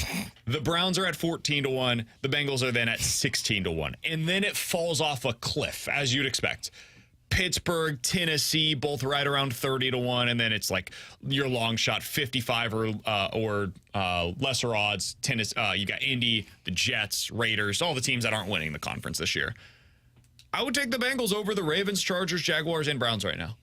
I don't know how I could possibly trust any of those teams more than I trust Joe Burrow and the team that I've seen do it in the playoffs. I don't think that the Bengals are going to be a great regular season team. I think their ceiling's like 11 wins this year, and that is pushing it to get there. But I expect them to win 9 to 10, get into the playoffs, and much like what we've seen with Philly this year in the postseason for Major League Baseball, if you get in, that's the team that I trust. I don't want to face that quarterback, that defensive coordinator going into the postseason. Hell no. And with what these AFC teams have been, man, they're all inconsistent. any given week, I could see Kansas City not having a wide receiver touchdown and having like 50 yards combined by their receivers. That's a team that's beatable. Miami, for all of the great things that we've seen from them, just looked like dog crap a week ago. And the team that beat them, made them look terrible, just went over to London and got the crap beat out of them by Jacksonville. So all of these teams are flawed in one way or another. Cincinnati's going through their struggles right now. The AFC had a chance to bury them with the start of the season. They haven't. They're one game back. They're right in the thick of things once again. I fully anticipate them being back in the mix. And if Cincinnati lays an egg this week, then, in my opinion, might change a little bit on this, because if I see a couple of these other teams, Jacksonville back it up, and then the Ravens, and then, maybe if you take a look at what the Chargers do, and the Bengals lay an egg, then yeah, sure. But for some reason, that game yesterday for Cincinnati felt like it was the moment the Giant woke up. You just needed to feel it. You needed to see, okay, hold on. Is Joe Burrow just going to be bad this year? And if so, cool. Like, we can go ahead and take that in, and we understand it, right? Some guys have off years, especially when they're hurt. Or is this a situation where it's going to take him a month to get himself right, and then the second half of the season, he's going to be the same old Joe Burrow, and he's going to be hitting Jamar Chase all over the place? Well, yesterday we saw he's going to eventually be the same guy. Next week, if they beat Seattle, I fully expect them to go on a run in the second half of the season. They'll be 3-3 going into their bye. You couldn't have asked for much more from them with Joe Burrow being as limited as he has been so far. Yeah, I look at Cincinnati and I say 2 weeks of getting into the rhythm and Burrow being healthy, you're right back in the conversation of fighting with Buffalo and Kansas City for that second spot. Because I don't think anybody's going to unseat the Miami Dolphins at that crown of being the best team right now in the AFC just because of how dynamic that offense is. But Cincinnati has 2 more weeks of this where Burrow and Chase are on the same page. Defensively, they're not anything that's going to overwhelm you, but they're always in games. I'd put them right there with Buffalo and Kansas City. I 100% agree with everything that you just said there. They had to go 1-1 in these final 2 games before their bye. 100%. And that was before we even saw Joe Burrow look healthy. Because if they go 0-2, they lose to Arizona, they lose to Seattle. I think that would have been enough to just kind of put the nail in the coffin, or at least start to have that conversation. They did what they needed to do. They got to win. They looked good doing it. And I actually expect them to beat Seattle this coming week. I think that, to your point, I think the Giant has awoken. I think it's all just because Burrow's healthy. I think the biggest thing that was slowing them down was that calf injury. He couldn't move, and then when the pocket starts to collapse, he can't buy himself more time. And that was the biggest issue for the Cincinnati Bengals. All right, final thing that I wanted to get to here on the NFC side of things. I mentioned Detroit. Maybe you could put them into the category with Philly and San Francisco at this point. Where are you guys at with the Detroit Lions? They're 4-1 on the season. They looked great offensively yesterday despite not having 2 of their top offensive weapons, with Jahmyr Gibbs being out and Amon-Ra St. Brown missing the game. Jahmyr Gibbs really isn't a weapon. Dan Campbell doesn't know how to use them. Fair point. But Laporta, a local product, amazing game for him. He's been outstanding so far this year. They beat Kansas City in that opening week. Didn't look overly impressive, but hey, man, again, we gave them full credit after that. They deserve it. That's the type of game that they've lost in previous years. They lose week 2 against Seattle. They haven't really played much of anybody since then. Atlanta, Green Bay, Carolina, they don't really play a ton of contenders like the rest of the way for the most part. Tampa, Baltimore, Vegas, the Chargers, Bears a couple of times, Green Bay, it's not a very imposing schedule. Where are you guys at on Detroit right now? I think they're a top 3 team. And my tiers of the 49ers being all by themselves at number 1. And then I think Detroit's right there with Philadelphia and Dallas. But I would have Detroit ahead of Dallas, if that makes sense. I agree. I think it's San Francisco, Philadelphia, and then Detroit. Because now I'm kind of bought out on the Dallas Cowboys. I think Dak Prescott is a concern. The defense is going to struggle now without Trayvon Diggs, and I don't trust the coach. I know what the identity of the Detroit Lions is. I know exactly what to expect from them week to week, how they're going to play, the aggressiveness with which they will play, what to expect out of their quarterback, what goes well, what doesn't. I know all of those things about Detroit. All of their weapons. Don't know that about Dallas. Yeah, and think about all of their weapons. I mean, you just mentioned them, but we're talking 4 wide receivers deep before we even get into the conversation of, they're going to have problems. And now you've got 2 running backs, and you've got a great tight end, and you've got a decent offensive line that keeps Jared Goff up. Really good, yeah. I would say Detroit, and I'm frustrated that we don't get to see a Detroit-Philly in the regular season, but I think Detroit and Philly are battling it out for that number 2 spot. I wish we could see Detroit-Philly or Detroit-San Francisco. I just want to see them against one of those top contenders. We saw them against Kansas City, but that was a depleted KC. They didn't have Travis Kelce in that game, and it was the first game with all these young wide receivers. Just a weird game overall.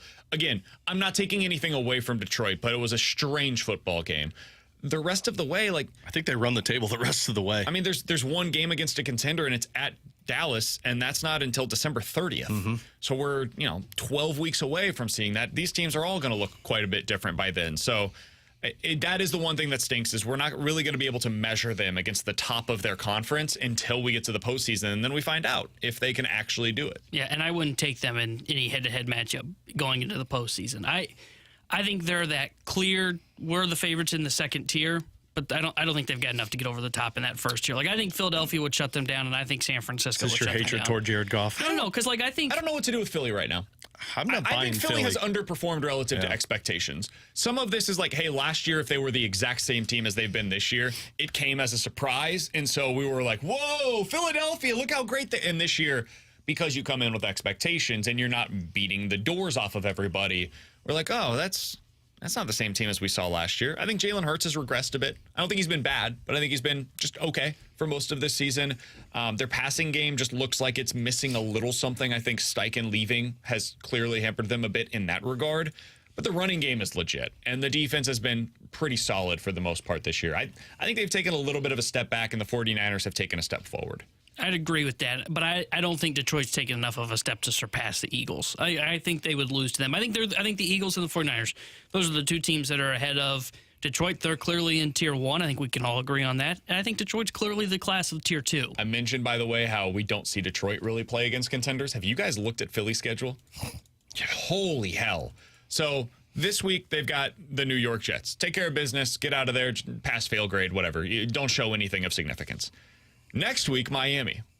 2 weeks from then, Dallas. Bye week at KC, coming off of that one on a Monday Night Football game. And then you turn around, home game against Buffalo, home game against San Francisco, road game against Dallas. It is contender after contender, heavyweight battle every single week. And all of those games are either 3 o'clock primetime or legit nighttime primetime solo game. So we're going to find out if this Philly team is up to snuff coming up in the next month or so, whenever we see them go up against some of these legit contenders around the NFL. Coming up in about 15 minutes or so, are we really already doing this with the baseball playoff format? We're really questioning if we need to change things after one bleeping weekend of it. We'll talk about that coming up at the top of the hour. The Junk Show is coming up next.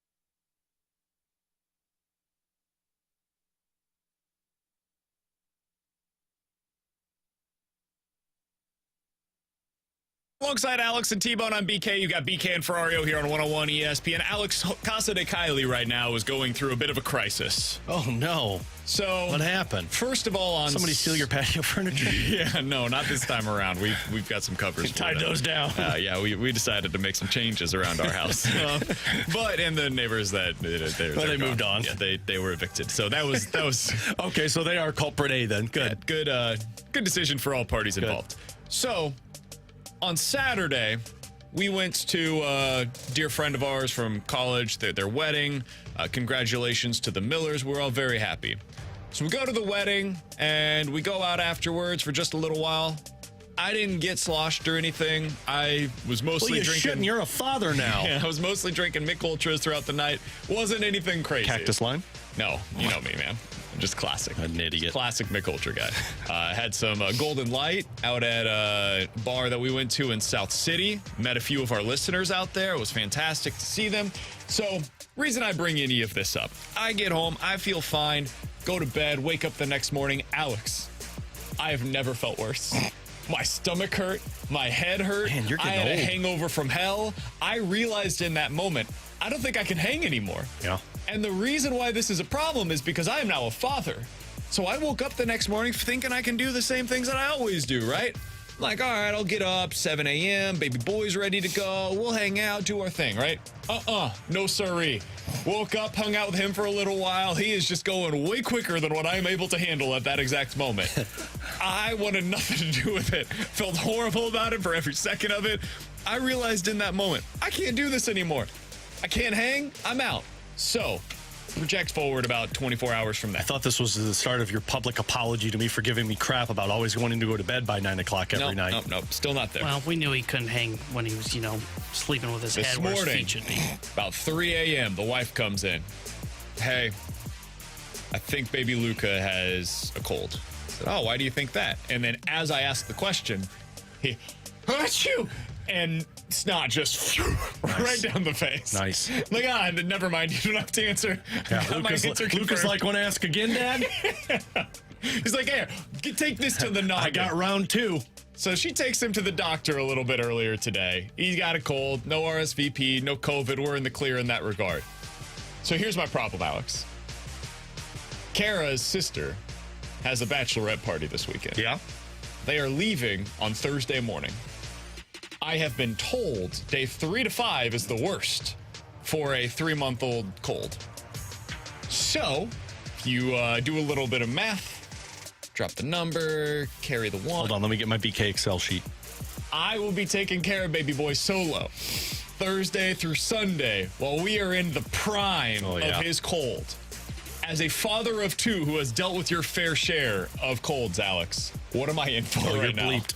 You're bleeped. I'd stay away from the alcohol. Make sure you get a good night's sleep because it's going to be one wild ride. The good news is when he's sick, they will nap. He can hardly breathe, though. But that's what I'm saying. The naps are very short. The naps are very short. Breastfeed and give milk like crazy because I have learned that breastfeeding and the breast milk is so good for curing illnesses. Like Katie Have you ever taken a shot of the breast milk to keep yourself good? I unfortunately have not. I've only sipped the breast milk, and I was like, not for me. Yeah. A little sour. If I come down with a cold, I'm not above it. Oh, no, yeah. I'm not above it. Yeah, no, I'm not above it. T-Bone's standing over there like, what the hell is going on in this room? Hey, you do you, man. Hey, man, if it gets healthy If faster. there's anything I know about BK, he's going to have a cold. Yeah, if it gets you healthier. You're not wrong. I can already feel it coming on a little bit. Nailed it. But yeah, no, you're in for a world of hurt, my friend. Especially if he's a crier. Is he a crier? He's normally not. We've seen today it's been a little bit of a not crying, but like a little more fussy. We've been incredibly lucky, so I knew something was coming for us. That's why Adelaide was like, she would have a cold and you'd be like, she's fine. Like she'd have 101 fever and she'd be walking around like no big deal. Emma, on the other hand, when she gets sick, dude, it's like, I mean, it's screaming nonstop. It's like a banshee in our bedroom. It's like, what is going on right now? Somebody on the text line said, be ready to fight him to get the snot out of his nose. Yeah, we've already had a little bit of that experience. The nose sucker? Yeah, I do not enjoy it at all. Oh, my God. My daughter hates it. Now she's swinging. It's like Mike Tyson. And she's like, no, Daddy, no. So I don't like it because it tastes salty. Like as you're sucking in, you like feel the salt coming through? I don't do that. I use the hand sucker. I don't use my mouth. Oh, really? Yeah, the nose Frida, you're not into that? No, God. Are you kidding me? If you're going to tell me that I have to suck the snot out of my daughter's nose, I'm out. Dude, oof. No wonder why you're getting sick. Yeah, did not enjoy that one. I'm letting Kara you're take drinking over the for it. spit, man, or the snot, man. You got to get the little bulb. You just put it up there, you squeeze it, and you suck it out without your mouth. Somebody said you took him to a doctor because of a cold. Suck that bleep out of his nose and let the little nose thing, and he'll be fine. All right, sir, madam, chill. You parent your kids the way that you want to. I'll parent mine the way that we want to. And also, like, let's be honest here. We got to make sure a 3-month-old doesn't have more than just a runny nose. That's why they go to the pediatrician. Come on now, I still can't get over he's drinking his snot. Yeah, I can't believe that's what you and Kara decided to do. The odds of you being sick by Wednesday are minus 1,000. I'm just so surprised. Like, we have one that's like it's a electric one where it's got like a little thing on it. You stick it up the nose, you turn it on, and it just sucks it out. Yeah. And then we've got the bulb that you use your hands to do. So we've got that as well. We use that. But you decided to go for the one where you put the straw up there and you suck it out yourself? Hey man, that's a Kara decision. I will tell you, the odds on me getting sick were what? Minus 1,000. The same odds are on me going to Amazon after the show today and buying the rechargeable version. Oof. Have you guys ever, speaking of nose sucking, have you ever used that? What's those things though where like when you've got a stuffed up nose, you put it in one nose and it squirts the water and it comes out the other? Nose Fritas or whatever? No, that's the one that I suck through. You're talking about the neti pot. Neti pot, that's what it is. I see people do it all the time, and I don't know how it works, and I'm afraid to use it. Those things are a lifesaver. I don't know how to use it, and it scares me. Yeah, no, I don't like things going up my nose. Oh, you're not gonna like it. Well, I've got a large nose cavity, so it's like, I mean, the Atlantic Ocean is going up there as I'm using the neti pot. But yeah, it's very helpful. Do you yell tidal wave when it happens? I probably should. Hey, LA, watch out for this! Everyone, get cover! Coming up next, the baseball format for playoffs is coming under scrutiny already. We're 1 year into this thing. I should have seen it coming. We'll talk about it next year on 101 ESPN.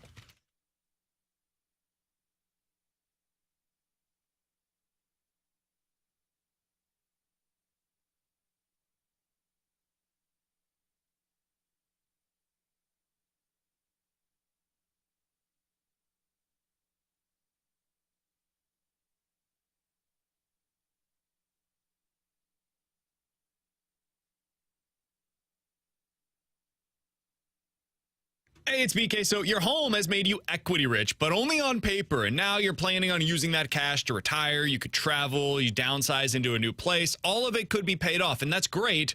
But the longer that you wait, the greater the chances are of those high interest rates chipping away at your home's value.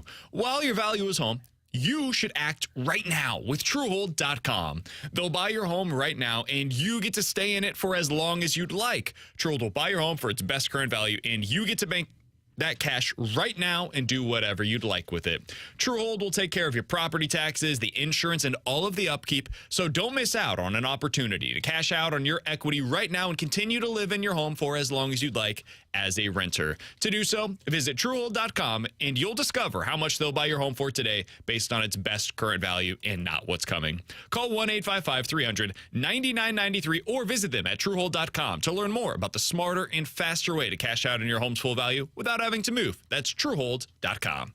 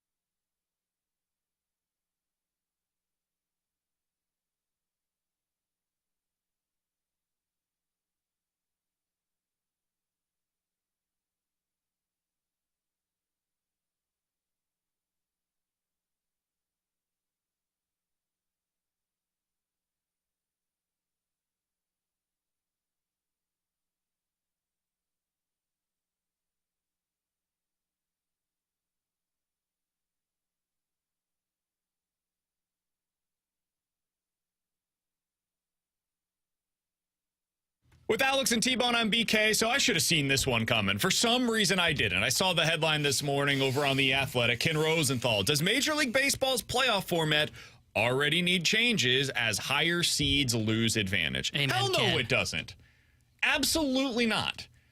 What do you mean they lose advantage? 5 days off too much. The Atlanta Braves had Spencer Strider on the mound. The Philadelphia Phillies had Ranger Suarez on the mound. There's your advantage. Well, hey, he looks like Spencer Strider when you get 5 days off and you don't get to see any live pitching. Clayton Kershaw, who can use some rest at this point in a long season, was able to get that rest. He was the starter for the LA Dodgers in their first game of that series against the Diamondbacks. Guess what?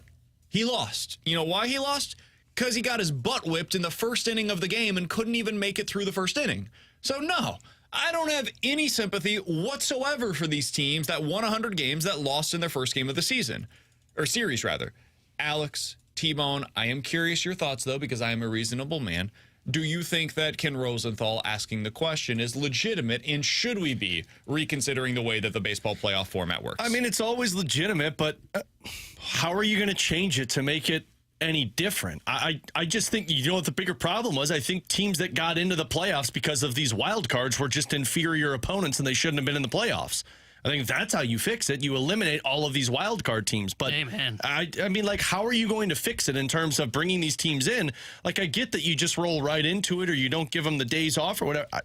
It just doesn't make any sense, man. Like, you have to plan for that third game. You can't assume that there are going to be a bunch of sweeps in the wild card round the way that there were this year. You have to assume that there's going to be a game 3 that is and played. if you're going to keep giving these days off to let them rest to make sure you get the best thing, well, guess what? Now your season's going deeper into it, and now you're probably going to have to shorten up your regular season games, which Major League Baseball's not going to do because that's a money grabber. So, I mean, it's always a legit question to be asked, especially when you get 4 sweeps in a wild card, but I also think you probably just shouldn't be putting 3 of those teams in the postseason. Milwaukee should have never even been there. Amen. Well, I they think the won a higher division. seeds just were overvalued this year. I think that's what happened. I think that the league has consolidated in a way where, like, or condensed in a way. The best teams have come down a little bit compared to what they were in recent years, and the middle of the pack teams have come up a little bit. I think this Phillies team's really good. I think they would be doing this against the Orioles, the Twins, the Astros, the Dodgers, whoever they went up against in the first round of the postseason, the NLDS rather. They would be having a real opportunity to beat or sweep whoever it is that they go up against. I think the Dodgers were overvalued all season long. We've talked about this all year. They were a paper tiger. You look at the pitching that they have, it doesn't compare with the other legitimate contenders around Major League Baseball. The Twins just got a great start out of Pablo Lopez. That's how you explain their ability. And Carlos Correa has refound what he was when he was a playoff performer with the Astros. The Rangers are just hitting the crap out of the baseball the way that they did like the first 3 months of the season. So how do you explain this? You explain it by saying, hey, the teams that are winning right now are really good. And the teams that have lost this home field advantage that people apparently think needs to be an extra run per game or something, like you should start out leading 3-0 when you're at home. It's nonsense. It's hard to get through the baseball playoffs. It always has been. And I think, too, one thing that I am curious to see as we get along and get years into this new playoff format, which will probably change soon anyways, but I do think it is a bit odd with 5 days off before your first game, because at no point in a baseball season do you get 5 days off. Not even the All-Star break is 5 days off. And typically you have probably 1 or 2 players that's playing at that time. There's just not but there's no great formula to avoid that. One thing I do think they need to consider, and I know Smoltz brought this up on whatever game he was on over the weekend. Of course, this is going to be a great idea. Whoa, that's a Hall of Fame pitcher, you numbers nerd. He's a great Seriously. You know what we'll play? What do you want to back the analytics? The one thing that I do that guy think hates baseball. Jesus. The one thing I do like that he brought up is you do have to schedule those 3 days for those 3, in case a wild card series does go 3 days. But instead of giving a off day for travel and a day off for these wild card teams to recover, you just start the DS. And I do think that is something that should be considered, because there should be more punishment put on a team that has to play in the wild card round. And that way they do come in and it is, okay, you don't get a day off, so you get to travel. The 1 day. That was what's going to do it. So instead of the Braves losing 3-0, they would have won 3-0 because they played on Friday instead of Saturday. It's nonsense. The one thing that is different potentially in that scenario, and it wouldn't have mattered this year because everybody swept in the wild card round, is in a Game 3, and the way that the Phillies clearly would have approached a Game 3 was they were not going to let Suarez pitch 5-6 innings. They were going to get him out as quick as possible. Change your bullpen. Their bullpen would have been fried. Sure. And that is one thing. Like, again, this year it would have had no effect on theirs anything. wouldn't have because their starters go deep into games, but I can see how it would impact others. But that is one thing that I think... Got him. I mean, it's true. Like, one of the reasons why they advanced past the wild card round is because Nola and Wheeler just completely shoved in their 2 games, and they barely had to use the bullpen. Well, no, I agree. But, I mean, look at what they did in Game 1. Suarez went 3 1/3. That's what I'm saying, Sure, is if they get to a Game 3... The bullpen would have been arrested because they didn't need to use them in the first 2 games of the wild card round. But they would have been burned out for Game 1 of the DS. They wouldn't have because they didn't use them. Like, this is what I'm saying. They won 7-1 in Game 2 of that wild card series. And their starter, Aaron Nola, went, 7 innings in that game? So, I mean, it's just like they used two other relievers in that one. I don't think it would have changed anything. I think we're looking for a solution to a problem that doesn't exist. You don't like it, play better. That's the truth. Or stop letting everybody in. Amen. That is the right answer. Milwaukee shouldn't have been in. Earned a Milwaukee bye. earned with winning this. No, The they Braves didn't. were able to Division. add extra time from, you know what helps the Braves? Max Fried being back into their rotation. That helps them, that they were able to get extra rest for the guy that is dealing with a blister issue right now. You know what should have helped the Dodgers? Clayton Kershaw having extra rest going into that game. You know what didn't help them, apparently? Clayton Kershaw having extra rest going into that one. We know he's not a playoff pitcher. Well, he's also 90? The one thing that I am curious about, and I don't think you're going to get a true answer from this in 2 years of this format, but as this format starts to age a little bit more, is what offenses look like for those teams coming off of the bye. Because, again, 5 days is just not normal. Now, pitching I would expect to be sharp because the arm would be fresh. Offense is, though, I would expect timing to disappear. And that's one thing, like, if the Braves get knocked out in this series by the Philadelphia Phillies, yes, a lot of people will point to their pitching, and I think that's a fair thing to point at. But I would also say, like, if their offense just goes completely cold in these 3 to 5 games, how much of that is because they had 5 days off and that their timing just, you can't simulate the same thing of going up against actual pitching from another team. So that is one thing that I am curious as this format starts to age. But again, for all the questions raised about the format, guys, the Astros had a bye last year and they got to the World Series. In fact, they didn't even need to lose a game in the CS. They beat the crap out of the Yankees. And they got to the World Series and won the whole damn thing. That's what I don't understand. Like, we're acting as if this wasn't in place last year, and we didn't just see this end up working for the Astros last year. Also, man, the Astros lost a game. I guess this is maybe another question that I've got for you guys. Who is the team that we're changing this for? Who is the team that you're looking at from this past weekend and you're thinking to yourself, man, that series would have been way different if it was 1 day closer to the wild card series ending? Not one of them. Like, the Orioles pitching didn't hold up against a excellent Rangers offense. The Rangers are not your typical wild card team. They started out the year, I remember when we were talking about them coming up against the Cardinals. They were the Braves offense before the Braves offense was the Braves offense. Like, the Rangers were the team that came out gangbusters to start out the season. And they had a number on the Orioles pitching over the weekend. It happens, man. It happens fast and it turns quickly on you. The Astros lost 1 game. They lost 1 game. They were 1-1 at home. That happens all the time. And they went up against a Twins team that had an excellent starter on the mound yesterday, with Pablo Lopez having what is clearly his coming out party as a potential ace for years to come in Major League Baseball. The Phillies, everybody knew, were really good coming into the postseason and had every opportunity to beat a team like the Braves. Braves had a weird off night. There were some weird calls that took place in that game as well. And then we knew that the Diamondbacks had serious pitching questions. I don't think any of these would have really changed all that dramatically if we didn't have the delay that we did. So maybe there's something to be looked at. I haven't seen anything based on the first 2 years of this format that really needs to be changed. If you think that fewer teams should make the playoffs, that is a fair criticism. Well, hey, we're only going to add more. If you think that because these playoffs have gone the way that they have, man, let me point you to every postseason of the last 20 years. Look at the Cardinals that won the World Series in 2006 and 2011. Am I mistaken, or did those teams not win the division? Like, were those teams considered to be like the lesser of the teams that have made it to the postseason from the Cardinals franchise over the last 20 years? 2014, Royals make it to the World Series. 2014, Giants make it to the World Series. You know what both of those teams were?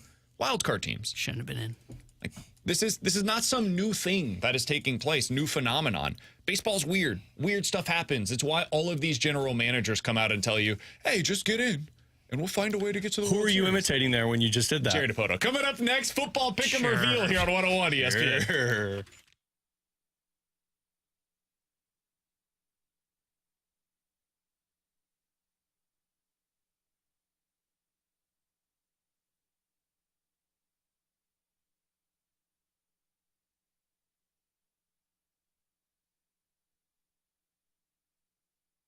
Hey, it's BK and Alex is with me. We got to tell you about our family over at Apache Village RV Center. Guys, they have the largest selection of Jayco 2024 inventory out of all of the states. Go over there right now. Make your new home over at Apache Village RV Center. They're going to show you around their lot. They have everything you could possibly ask for. If you're new, you want to get into the RV lifestyle, you're thinking about taking a fall trip this year, go out there, ask them about it. They've got toy haulers.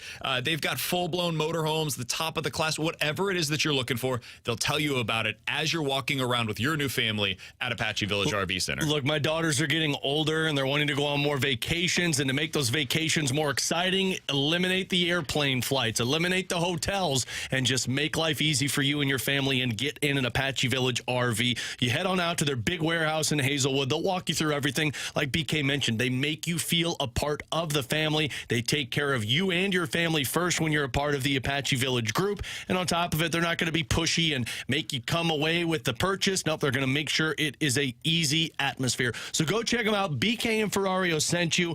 Go one better with your traveling needs. Go Apache Village RV Center.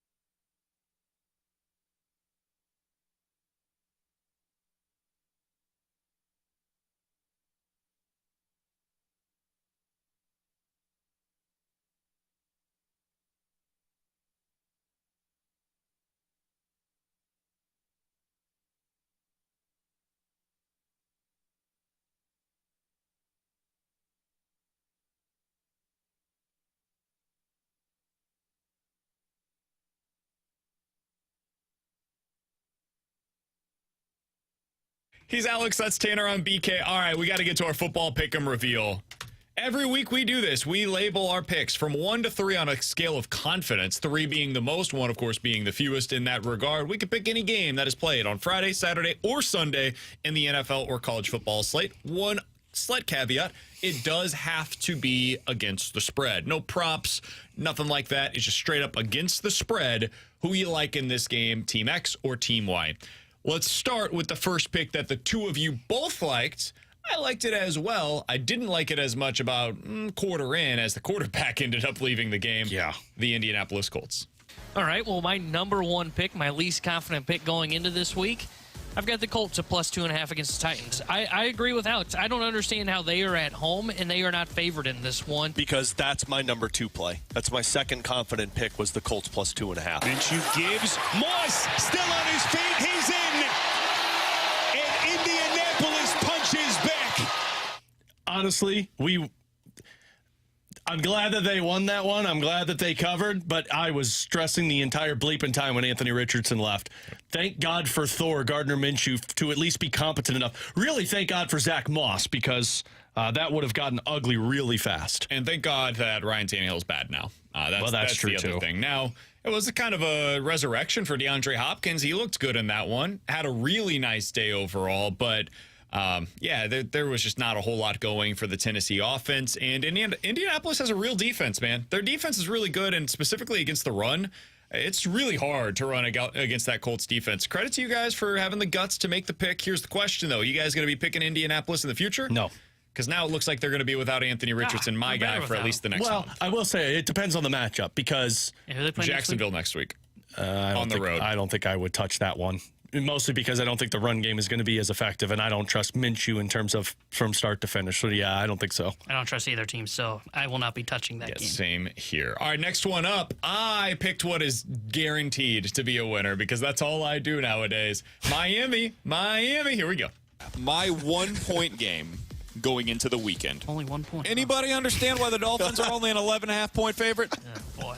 The Dolphins, I think you can make a case, are top 3 team in the NFL this year. Give me the Dolphins. There's no way this one loses. From the 24 on first down, a big hole for Achane. Still going down the sideline. Devon Achane will take it all the way.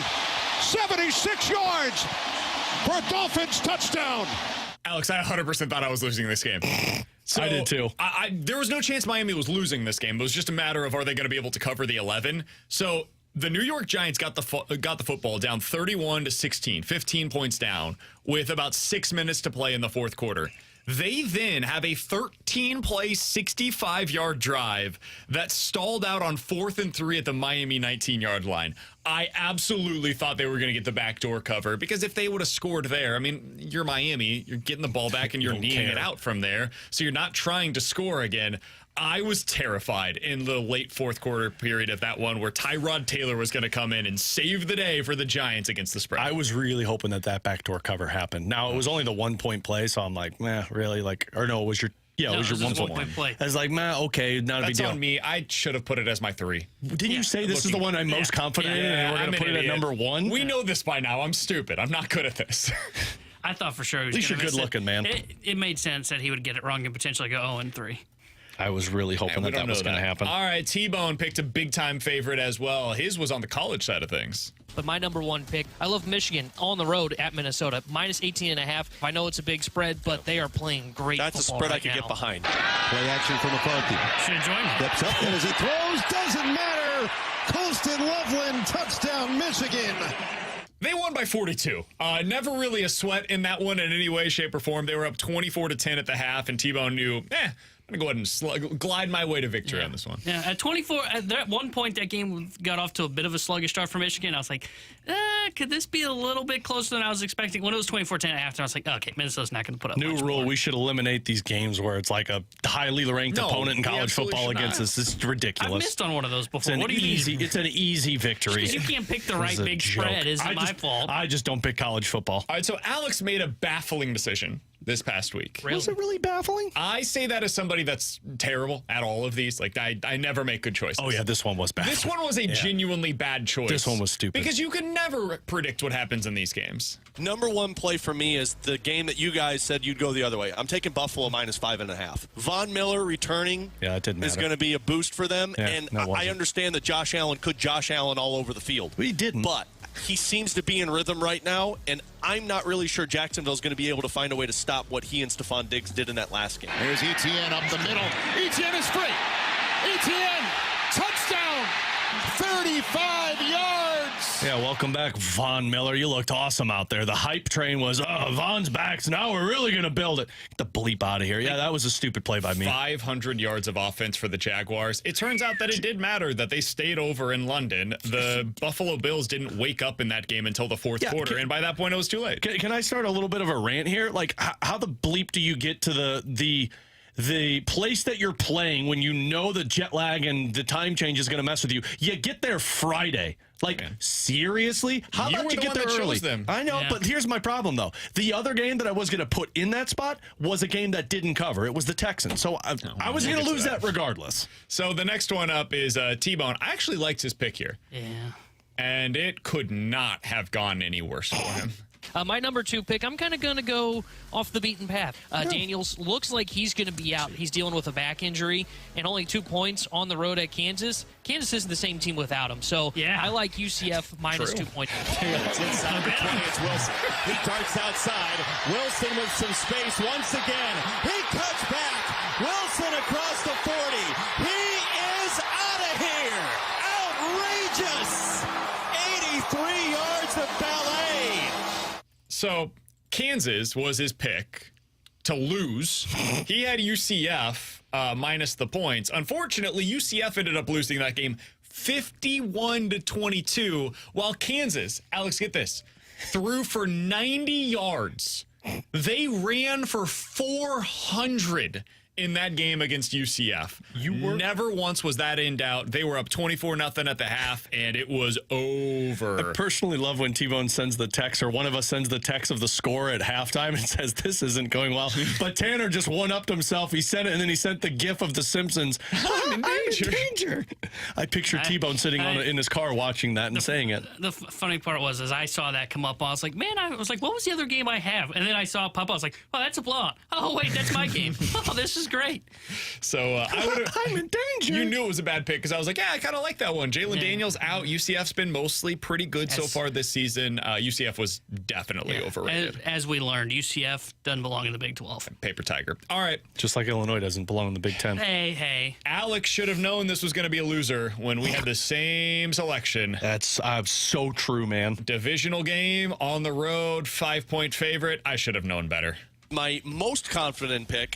Can somebody explain to me why Baltimore is only a 4.5-point spread against Pittsburgh? I'm going with that. That is my number 3 pick. I like the Ravens minus the 4.5. It doesn't make any sense, dude. Shotgun. Jackson. Up high. Intercepted. Picked off by Joey Porter Jr. The rookie comes away with it. You know what the problem was? Yeah, the problem was everything. It doesn't make any sense, dude. Yeah, but it was also like it lost in the ultimate BKO fashion. Like it was holding strong, and Baltimore got the ball back to like put themselves on top and like easily cover, and then he throws a freaking pick in the end zone to end it. Like that was the BKO, just kick to the groin. I'm no longer making the same pick as you. So they recover the fumble. Stupid. At the Pittsburgh 7-yard line with 5.5 to play. Baltimore is up 10-8, which is a baseball score if I've ever heard one, and I should have seen that one coming. It's like a Dodgers-Diamondbacks game. They gave the ball at the 7-yard line. Minus the 8. First and goal, run for 3 yards. Second and goal, pass for -1 yards. Not ideal, but whatever. You're at least going to get points out of this, and you're going to get the 3. You're going to go up by 5. Pittsburgh's offense has done nothing all day long. You got this. We got it in the bag, Alex. I'm feeling good. 4.5, no problem. Lamar Jackson throws the pick to Porter in the end zone. Now they don't score. And then like 5 plays later, you get the 40-yard touchdown pass from Kenny Pickett on a prayer to George Pickens. The next drive, Lamar Jackson, sack, strip, fumble. Then Pittsburgh goes out and kicks a field goal. And I'm like, okay. You don't have to relive it, man. Jesus. Hey, you got another minute left. Lamar's got a chance to be able to drive down. We'll send this thing to overtime. Maybe we can still cover the spread. Nope. No. 4th and 7, sack, boom, end of game. And not only that, but then TJ Watt is actually taunting us from the screen. He takes off his helmet while he's on the screen, screaming, yelling, yeah! I could feel that in my heart. I just want you guys to know I was like the Seinfeld meme. I was like, that's a shame. I hate myself.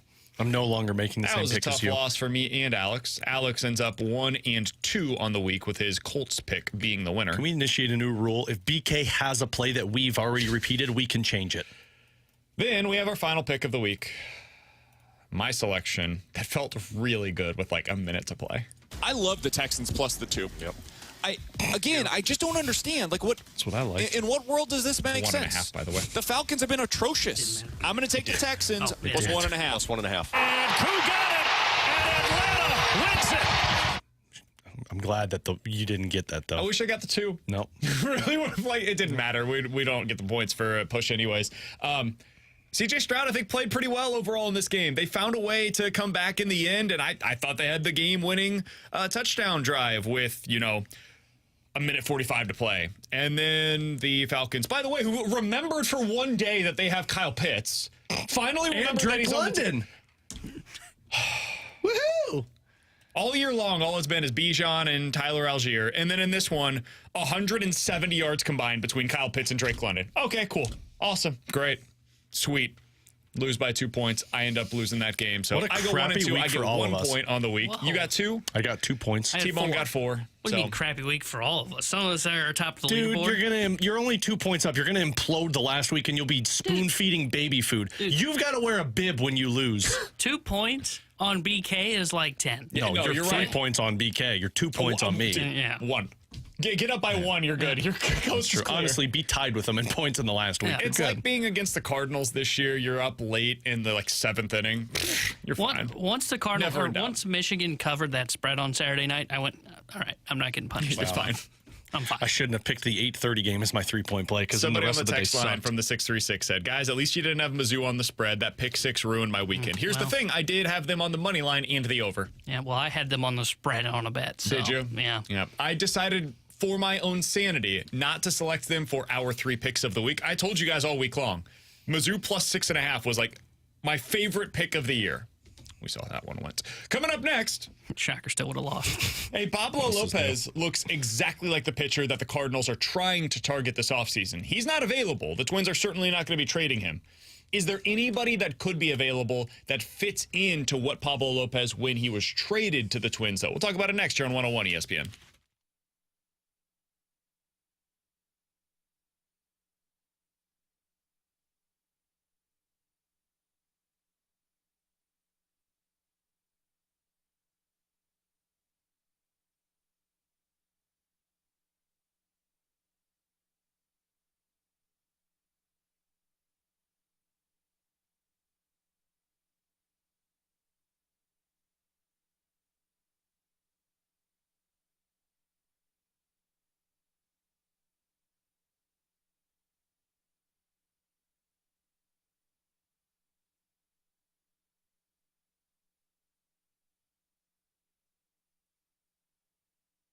Hey, it's BK, and I've got some exciting news for all of the men, the women as well, and our listening audience right now. VictoryRx.com. Go there right now. They have launched a new telehealth site for Victory Men's Health. It is called VictoryRx. Again, VictoryRx.com. Man, you can go there to get prescribed that ED medication that you've been looking for. The process is going to be so easy. You go to the site, you do your entire consult all via text.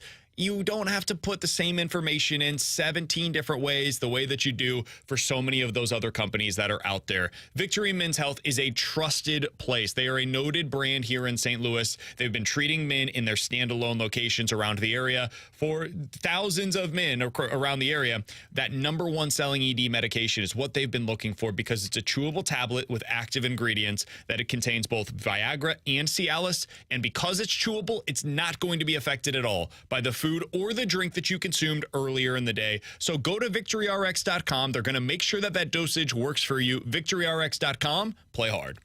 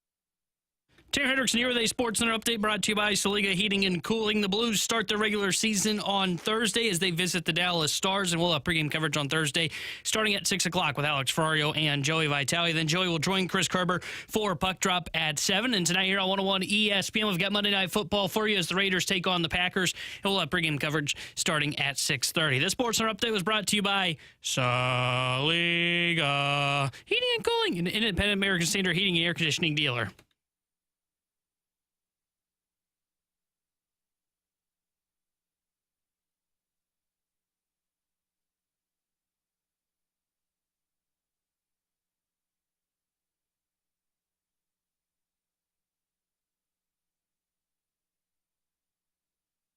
Alongside Alex and T-Bone on BK. So over the weekend, one of the biggest storylines to come out of it was Pablo Lopez, who was just outstanding yesterday for the Minnesota Twins, keeping them in that series against the Houston Astros, mostly shutting down that lineup. Ended up going 7 innings, gave up 6 hits, but no earned runs, 7 strikeouts in that one.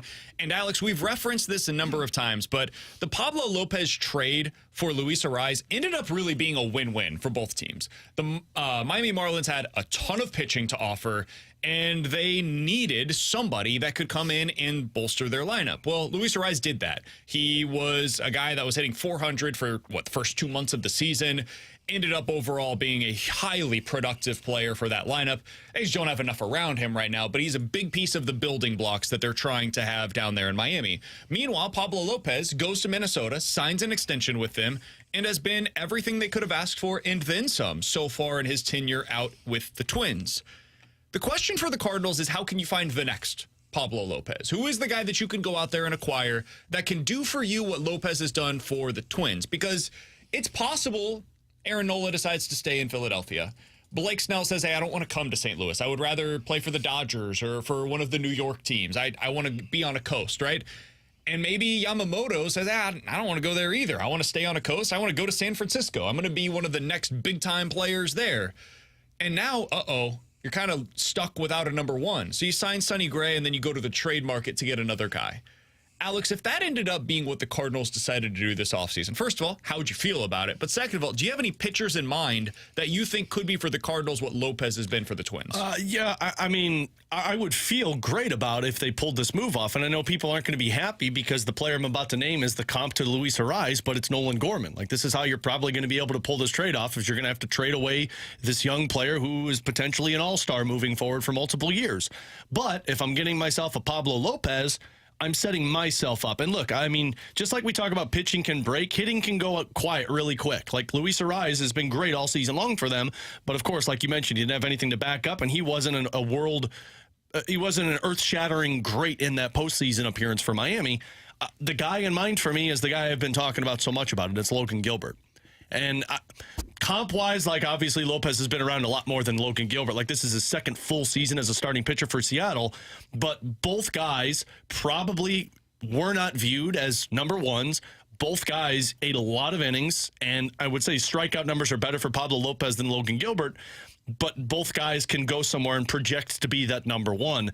And that's the trade I've always brought up. I don't know if Seattle does it, but a Nolan Gorman for Logan Gilbert would make a hell of a lot of sense for the Cardinals. Yeah, I think the one guy that pops to my mind, and it's because he's got some of the things that I saw in Lopez, because I wanted Lopez from Miami, was his stuff was so good, but I just didn't know if he could stay healthy, and apparently you could unlock more, which good for Minnesota, is Dylan Cease.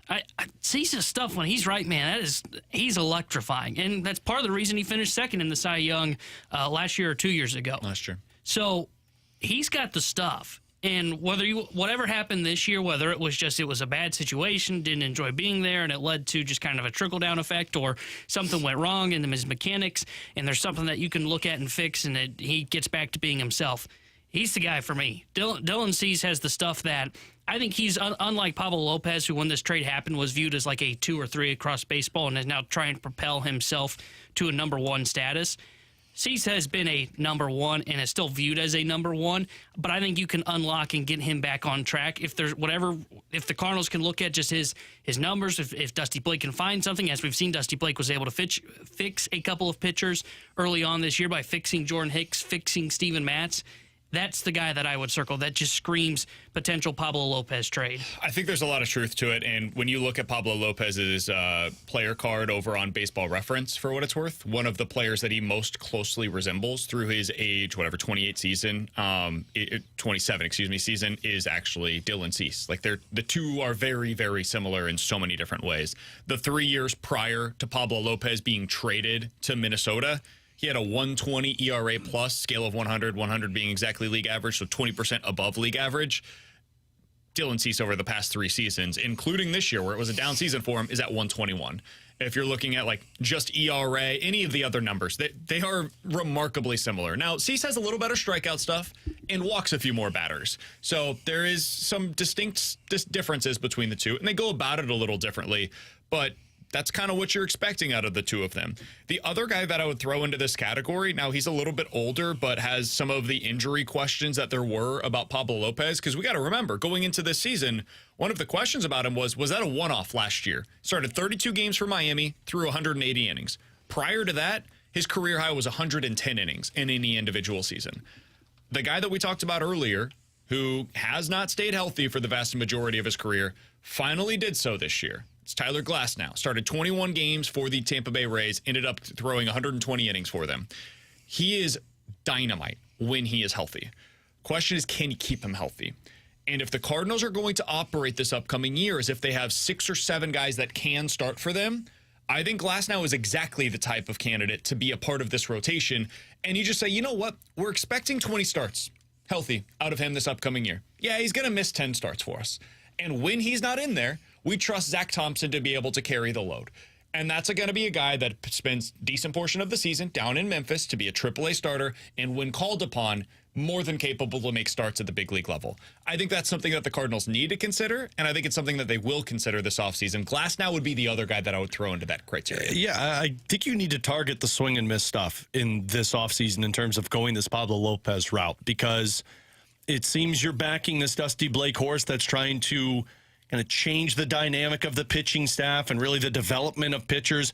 You got to back this horse in terms of going after this swing and miss player. And it's a player that might not have, or already at the potential, whether it's Dylan Cease or Tyler Glasnow or Logan Gilbert, any of these guys, you've got to target it. And it just comes down to, are you willing to pay the cost to get them, or are you going to pay the money to sign those players? And I like what you said, because this is why I've been pushing for Zach Thompson to be the 6, even though he pitched really well down the stretches. It should no longer be, all right, what is our 5 starting pitchers going to be this year? It needs to be, let's look at this in the aggregate. If we acquire Tyler Glasnow, let's plan on 21 starts, 20 starts. And then let's plan on Zach Thompson filling out the rest of those starts. Okay, now what about Steven Matz? Because as much as we talked about going after a guy like a Glasnow that has an injury history, they're going to have to plan as if Steven Matz is only giving them 20 starts, because he hasn't proven to stay healthy here in St. Louis. Okay, if Matz only gives us 20, then who's the guy that fills in his spot when we get there? They've got to look at it from a broader view instead of just, oh, here's 5 starting pitchers. Who cares about the depth? We'll figure that out when we get there. And if we have to, we'll trade for it at the deadline. No, plan on going, okay, how do we fill out 162 starts? Exactly. You know that Michaelis is going to make 30 of them. Yeah. So you can throw that into the mix. Let's say 15, because I think 20 might even be aggressive for Steven Matz. Wow. 15 starts for Steven Matz next year. The other 15 in that spot, let's put that to Zach Thompson, right? Okay, so now you're up to 60 starts on the season. Where are the other 100 starts coming from for the Cardinals in 2024? That's what they need to acquire this offseason. Maybe that's some combination of 3 starters coming via trade and free agency. Might even be 4. Might even be another guy that you decide to add that can kind of be a swing man for you in the bullpen / rotation. Maybe some of those starts are coming from TK Roby. Maybe you think McGreevy or Graceffo or Drew Ron, whoever the guy is, can be a part of that as well, making 5 to 10 starts next year. I don't care how you go about it, but that's the way to do it. You don't have a 5-man rotation any longer. Look at what the Rays had to do. Look at what Cleveland had to do to be able to get through the season. The Dodgers. You're using 7 to 8 different starters over the course of the year, and most of them are making 20 to 25 starts in today's day and age. Find a way to go get those guys. Maybe Tyler Mahle is somebody that you target coming off of an injury. Maybe it is a Glasnow. Maybe it is a Logan Gilbert who's going to make 30 for you. Maybe you just go out and say, you know what, this is why we want Aaron Nola, because we can count on him for 30, and then we'll piece things together behind him. I don't care. But you got to go out there and get the top end pitching that can come in and help you the way that Pablo Lopez has for the Minnesota Twins. That's why I really feel like you've got to accomplish getting two guys that can give you 30 starts each and then figure it out on that third guy. And you're probably going to have to accomplish that, one via trade and one via signing, which means you're going to have to give up an asset that makes you uncomfortable.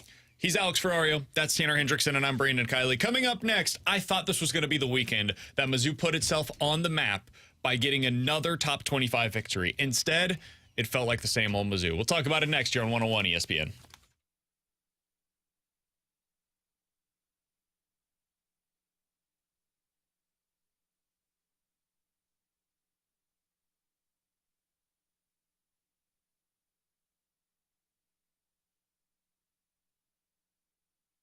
Alex Ferrario with you to talk about my friends at 100 West Dental. Look, when it comes to the dentist, everybody has anxiety, specifically myself. And then you go through what I went through of finding out that the dentist didn't discover the tumor because he wasn't doing the x-rays all the time, losing 7 teeth, going through the whole medical process. It was a nightmare. That's when I found 100 West Dental, because they have taken that anxiety away and giving me the trust that you want with your dentist. Why? Because they have the most modern technology. They give the patient experience the best experience. It's at front of mind for them, and everything about it is about the preventative procedure, making sure that your teeth are in good shape, making sure your gums are in good shape, and frankly, making sure your overall health is there.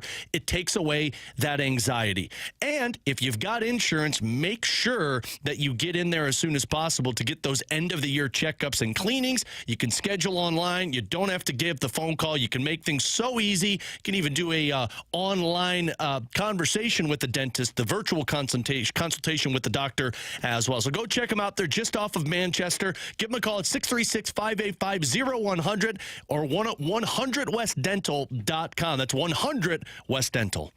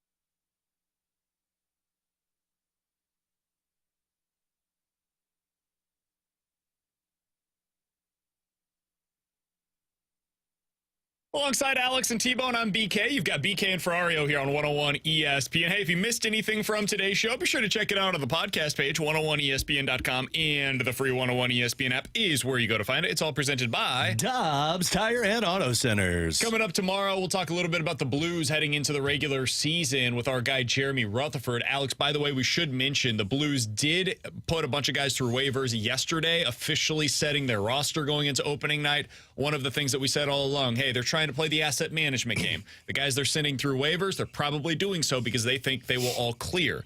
I thought Callie Rosen would be picked up. Me too. Thought somebody would take a chance on him. None of them did. Subban's still here. All the forwards that were put through waivers, they're still here. And Callie Rosen is here. So none of the Blues players that were placed through waivers were selected. Are you surprised? No. Well, I'm surprised on the Callie Rosen, not on the McEachern or Walker. Callie Rosen, I am, especially with the Athletic putting him at kind of the surprising player through waivers. This is great news for the Blues, though, because that asset management worked. And now if somebody goes down in your bottom forwards or if somebody drops in the offense or the defensive side, you've got weapons that can come up and be NHL assets, and that's huge for the Blues. So that is the latest with the St. Louis Blues. We'll get more into the decision-making process on what led to who ended up being on the roster with JR tomorrow. Alex, I did want to take a look back one more time on Mizzou's game versus LSU from the weekend. Brady Cook throws for 400. Luther Burden does what he does, gets 150 yards through the air, and Missouri loses 49-39. Final score I don't think is totally indicative of how close the game was because of the pick six that took place there. That being said, disheartening. I would say disheartening is the way that I would describe that game because your offense performed up to every possible expectation against LSU's defense. The problem was your defense, which you came into the season thinking, okay, if the offense can just take a little bit of a step forward, our defense is good enough to where that's going to be where you want to be. Well, the defense has now taken a pretty solid step back while the offense has taken like 7 steps forward. Does it change at all for you how you feel about the team the rest of the way in the second half? The only thing that changes is, like, I don't know if I can rely on the defense to close out victories like I did prior to that game because that second half, the defense was very concerning. But it doesn't change my thought process on the Tigers in terms of finishing off the season strong. Like, Georgia's now kind of an up-in-the-air game for me compared to what it was going into that LSU game. But one thing's for sure, their offense is going to continue to win them football games. And frankly, I think those non-ranked opponents in the SEC, those to me are still Mizzou victories, which means they're still going to be a 9-win team, which is a really good thing. I think it kind of reaffirmed for me that they weren't a team that was going to win the SEC. What are they in? East? Is that right? No, West. West. No, North. Oh, God. Whatever SEC division they're in. Because I was skeptical that, that they could beat LSU or Kentucky or Georgia, and that's what they were going to have to do if they were going to win the East. I think they're still a team that can finish second. Like, I have no doubt about that, but they're probably going to have to win those games in shootout fashion. Now, like, if they're going to beat Kentucky, I think they're going to have to win a shootout. If they're going to beat Georgia, it is going to have to be a shootout. It's no longer a game where it is the defense finds a way to keep you in it, and then the offense, you just hope finds a way to score that one touchdown. That's the difference maker. There are 4 teams in the SEC that I think are pretty similar to what Missouri is right now. Ole Miss, LSU, Arkansas, those are the other teams around the league that play. Ole Miss, LSU, Arkansas. Yeah, those are the teams that play basically the same style as Mizzou, where it's going to be run and gun all day long. You're going to have to score like 35 plus to be able to win these games, and that's where they're at. For better or worse, the big issue for them is they're not getting home defensively. They're not making the tackles at first contact. When they have pressure on the quarterback is finding a way to escape pressure. I would also add this. I do think that was the worst possible matchup for this Missouri defense. Jaden Daniels is one of the best quarterbacks in the country. Right now, if you had to put a bet on it, I think he would be the 3rd favorite to win the Heisman in 2023. You're not playing anybody else the rest of the way that compares to that guy. Like, what you're going up against this week with Kentucky, man, Devin Leary was pretty good at NC State. So far this year, he's been very average at Kentucky. This is going to be a team that wants to run it against you. It's just a different style. Georgia, not the same running game that they have been in previous years. Carson Beck, though, ain't Jaden Daniels. Jaden Daniels beat you on Saturday. And the hope is you don't see a whole lot of quarterbacks the rest of the way that can do the same. For Alex and T-Bone, I'm BK. We'll talk to you guys tomorrow at 11 a.m. The Fast Lane's coming up next here on 101 ESPN.